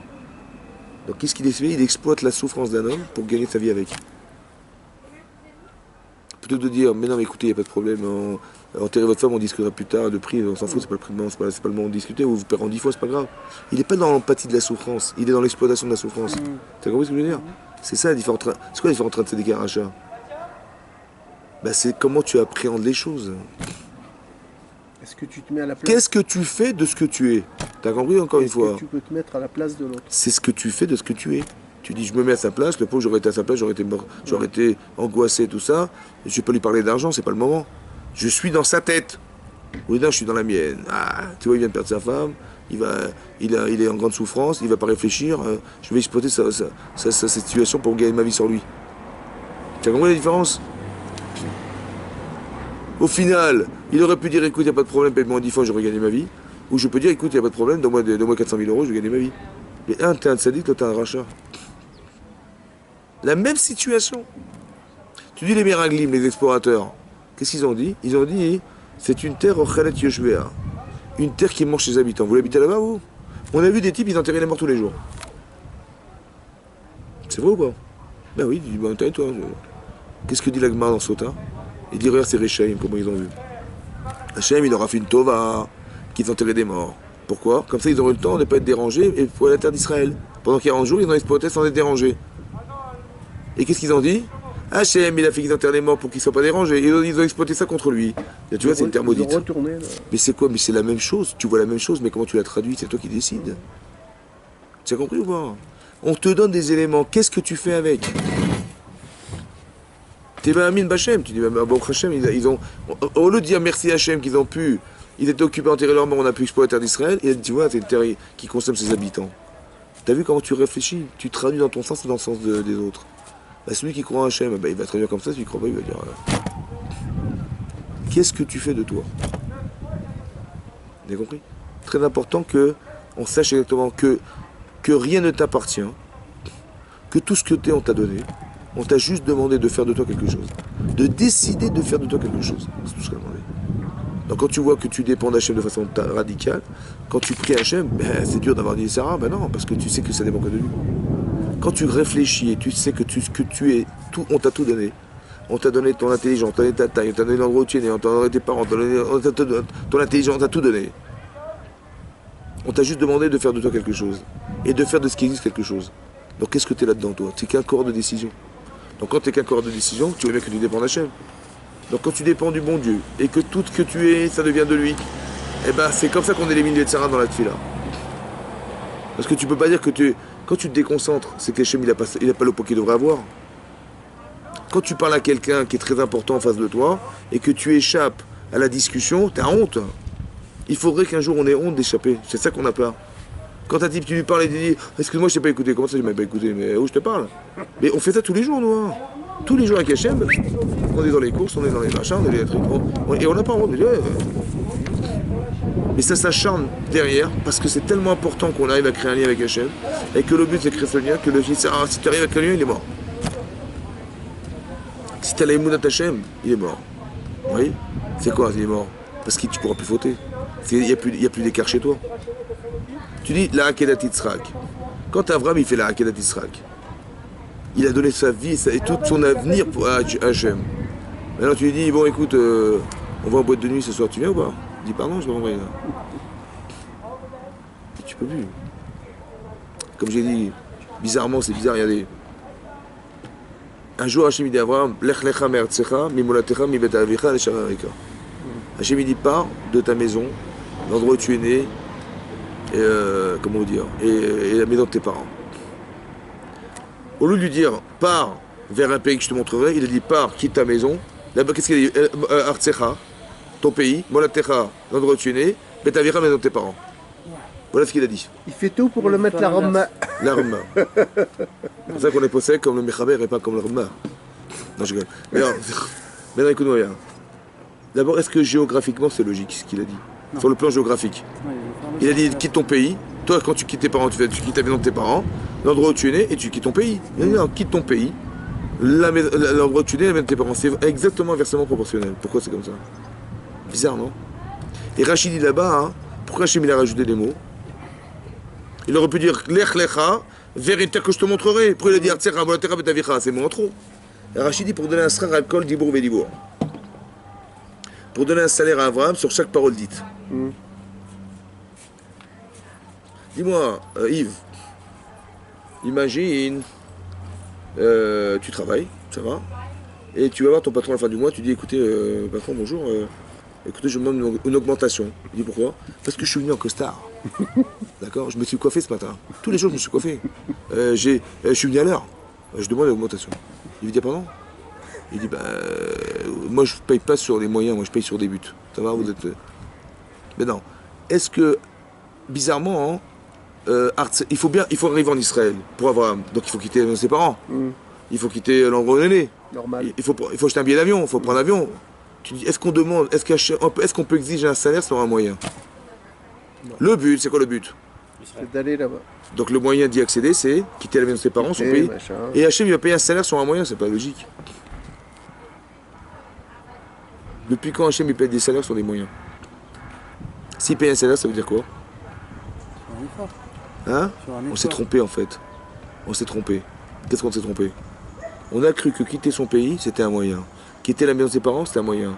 Quitter l'endroit où tu es né, c'est un moyen, c'est pas vrai. En fait, c'est le but. Tu vois des gens, ils partent en Israël. Ils arrivent là-bas, ils sont des Français en Israël. Ils disent, dis-moi, tu pars en France, tu peux amener 2 barils d'Ariel, je t'en prie. Tu peux machin. Je me marre parce que j'ai entendu Dis-moi, tu es en Israël ou en France? la pommade. Machin. Pourquoi tu es resté français en Israël? Pourquoi? Parce qu'en vérité, t'as pas quitté ton pays. T'as pas quitté ta culture. T'as pas quitté l'endroit où tu es né. T'as pas quitté l'endroit où tu as grandi. T'as pas quitté tes parents. T'as pas quitté tout ça. En vérité, dans ta tête, tu es là-bas. Physiquement, tu es là, mais là-bas, tu es là-bas. Tu sais ce que c'est? Hachem, il dit comme ça. Quand tu pars de quelque part, il faut que le but, ça soit d'arriver à pouvoir ne pas être attaché à ta culture. C'est un salaire, ça, mon vieux. Ne pas être attaché à tes parents au point de pouvoir de regretter d'être parti ailleurs, etc. C'est un travail ou pas? En vérité, les étapes, ce sont des moyens, ce sont des buts, en fait. Il faut que chaque étape soit prise dans un but. C'est dur de quitter ses parents, c'est dur de quitter machin. Mais comment tu vas être épanoui là où tu te trouves alors que tu es loin de ta famille? C'est dur, ça. Donc c'est un travail qu'il faut faire psychologiquement pour atteindre ce que tu dois atteindre un jour, oui ou non? Si tu réussis, tu auras un salaire. C'est ça qui lui Hachem. Maintenant, bizarrement, c'est marqué Vayelech ito Lot. Et Lot, il a suivi Abraham. On lui a demandé à lui de quitter ses parents. On lui a demandé à lui. Donc quitter le plus grand tzaddik, c'est Lot ou Abraham? Hein? Ah non, c'est là, puisqu'on lui a On lui a rien demandé et il a suivi, Ah. il perdait son pays, sa maison, tout ça. Qui c'est le plus grand tzaddik, c'est Abraham ou Lot? Non, mais Gadol a C'est Metsuvé, mais. C'est plus dur de Qui faire c'est qui est qu'on plus grand? Gadol? Qui c'est qui a plus d'émounat Hachem? Qui c'est qui a pas réfléchi, qui a pas eu de Yetzara, qui a rien eu? Qui c'est? Ben, c'est Lot. C'est Lot. Ben, c'est Lot. C'est lui ou c'est Lot? Pour moi, c'est Abraham. C'est Lot. C'est l'autre. Mais non, c'est que Lot était commerçant. Il vendait de la cam. Il y avait marqué Camelot. Camelot. Mais là, écoute-moi bien. C'est quand même bizarre qu'Abraham, on lui a demandé, on lui a dit quitte ton pays, ta maison, etc. Et à l'autre, on lui a rien demandé, il a su Abraham, grand Mahamine qu'il était. Donc c'est qui le plus grand tzaddik? Lot. Très bien. Et bizarrement, quand Lot il s'est séparé d'Abraham, qu'est-ce qu'il a dit à Abraham? Allô Yves? Si tu vas à droite, je vais à droite. Non, si tu vas à droite, je vais à gauche. Si tu... Ouais. Et tu vas à gauche, je vais à droite. Choisis ton coin et moi je prends l'autre. Et je prends exactement l'inverse. Ouais? Ok. Pourquoi il n'a pas dit tu vas à droite? On ira à droite tous les deux, mais à 200 km. Tu iras à gauche? On ira à gauche tous les deux. Ça c'est une chose. Je comprends pas pourquoi il a dit je vais faire l'inverse de ce que tu as dit. Ça je comprends pas. Et je comprends pas non plus une chose. Depuis quand la décision d'Abraham va dépendre de la décision de l'autre? Tu dis où tu vas? Dis-moi où tu vas. Tu vas à droite? J'irai à gauche. Et putain, mais va où tu veux, moi. Je t'ai rien demandé, moi. T'as compris? Qu'est-ce qu'il a dit Abraham? Hein? Qu'est-ce qu'il a dit Abraham? À part ça, c'est marqué que d'où elle est venue la séparation, à cause d'une dispute. Laquelle? Que les bergers de Lot, ils allaient paître leurs troupeaux dans les champs des autres. Ouais. Qu'est-ce qu'il a dit? Qu'est-ce que dit Rachel là-bas? Pourquoi il faisait ça lui? Parce qu'il a dit comme ça. Abraham, on lui a promis la terre d'Israël. Eretz Canaan, c'est à qui? Ça appartiendra à Abraham? Bon, il a des enfants Abraham ou pas? Pour l'instant, Rachid dit qu'il n'a pas d'enfants. Donc c'est qui le futur héritier d'Abraham? Dis-moi. l'autre. C'est Lot. Il dit, ben voilà, c'est à moi. Direct. C'est quoi le problème de Lot? Et la Torah dit, Vea Kenani Asbaret. C'était pas Abraham, c'était au Kenanaï. Le Kenanaï, c'était pas lui. Et lui s'est permis, monsieur, de faire perdre ses troupeaux dans les terrains qui n'étaient pas lui. Sa tête, elle est où à Lot? Elle est où sa tête? Dans le futur, il devance les choses. Donc il vit au présent ou au futur? Ah non, il vit au futur. Il a un problème psychologique, lui. Il a déjà Ça va? hérité. Il est déjà l'héritier. Alors qu'il est héritier ou pas? Pas du tout. Encore. Donc il a un problème de projection. Que monsieur, il se croit. Quand est-ce qu'on a reçu la terre d'Israël? Est-ce qu'Abraham il a reçu la terre d'Israël? Non. Est-ce que Yitzhak? Non. Est-ce Yaakov? Non. Est-ce que Moshe? Personne n'a reçu. Quand est-ce qu'on a reçu? Et Yoshua bin Nun, après la sortie d'Égypte. Regarde, t'as le temps, mon vieux. Hein. Lui, il est déjà là-bas, alors que là. Il y a des problèmes, il y a des gens qui ont des problèmes, ils sont déjà là-bas, alors que là, il n'y a rien. Tu dis, mais oui, mais regarde, moi, je suis l'héritier. Mais t'es pas l'héritier, mon vieux, tu rêves. Un type comme ça, il est crédible ou pas? Non. C'est ce qui est marqué dans la Torah. Tu vas lui demander où il va, Et c'est exactement l'inverse de ce qu'il va dire que tu dois faire. Il va dire je vais à droite, c'est sûr que je vais à la gauche. T'as pas un type qui est tordu. Il faut lui dire, dis-moi juste où tu vas. Moi je sais pas où je dois aller, mais toi dis-moi où tu vas. Il est détordu ou pas l'autre? Vaïsaena Vaillard. Il a levé les yeux, il a vu le Kikar Yarden. Comme c'est ruisselant, c'est verdoyant. Comme ça, Torah dit ouais. Il a dit je vais là-bas. Rachid dit mais derrière cette montagne il y a quoi? Il y a Sédom. Mais Sédom c'est des fous furieux. C'est des gens anti-chesed. L'Agma en Sanhedrin a dit pourquoi ils sont devenus anti-chesed, anti-capitalisme maximal? Parce que Hachem il leur a été mashpiach shefa. Il y avait un bracha à Sédom de malade. Il y avait de l'or, de l'argent, des trucs. Ils ont dit mais il y a la marque que les gens ils rentrent chez nous. Ils vont nous piller ces gens-là. Plus personne ne rentre. Plus de chesed. Tu fais chesed, je te tue. Parce que j'ai envie d'exploiter ce que j'ai reçu, je veux gagner. Tu vois pas? C'est ça qui a entraîné Sédom. À Kédékar, que la fille de Lot, elle a voulu donner en cachette un pot de miel à un pauvre, ils l'ont attrapé en flagrant, ils l'ont pris le pot, ils l'ont foutu sur elle, elle est morte piquée par les abeilles. Ça va? Et écoutez-moi bien. Bizarrement, il a fait le choix, Lot, d'aller à Sédom, qui est l'inverse de ce qu'il a reçu d'Abraham. Abraham, c'est un bal chesed. Il donne sa vie pour les autres. Et là-bas, c'est exactement l'inverse qui se passe. C'est des gens qui exploitent la vie des autres pour eux-mêmes. Comment ça se fait que l'autre, il a fait le choix inversé de ce qu'il a toujours vécu, alors qu'il aurait dû faire un choix inverse? Qu'est-ce que tu apprends de là? Hein? Ça pleut. Ça pleut. Alors, ce qu'on apprend de là, c'est comme ça, écoutez bien. À la croisée des chemins, ce que t'es, c'est ce que tu as construit. Il y a marqué dans la Torah, va Yelechito Lot. Il a été avec lui, Lot. Qu'est-ce qu'il a suivi? Il a suivi l'homme. Il dit, ah, il est comme ça, ça dit que. Je dis, mais lui, qu'est-ce qu'il est devenu? C'est ce qu'il est devenu qui compte, c'est pas ce qu'il est. Toi, t'es devenu cet homme? Non. Alors qu'est-ce que tu suis des gens comme ça? T'as compris ce que je veux dire? C'est très grave, ça. Ça veut dire qu'on peut suivre des gens sans être passé par les épreuves qui leur ont permis d'accéder à quelque chose. On ne suit pas les hommes, on suit les preuves. On essaie de devenir la personne. Lui, ce qu'il est devenu Abraham, il a dû quitter son père, sa mère, ses machins, sa terre, ses... Il a fait un sacrifice. Je t'explique un truc. Quand un homme, il a fait un sacrifice personnel, maintenant il dit, comment dire, l'autre il dit à Abraham, ben je vais aller à Sédom, je vais aller là-bas dans la montagne de Sédom. Je dis, mais tu te rends compte, tu prends un risque? Il dit, mais ça va, on va faire les balais de Chouva. Je dis, mais c'est bien que tu fasses un choix inversé de ce qu'on a toujours appris ensemble. Mais ouais, t'inquiète pas, je vais m'en sortir. Tu vois? Ça veut dire que les choses. Pourquoi c'est comme ça? Abraham il dit, attends, j'ai quand même pas quitté mon père et ma mère pour aller à Sédom quand même. Tu sais quoi? Les sacrifices que tu as fait dans ta vie, ce sont des baromètres qui te permettent de dire ça je ferai pas. Des fois, Hachem il te fait souffrir, tu sais pourquoi? Il te propose d'être dur.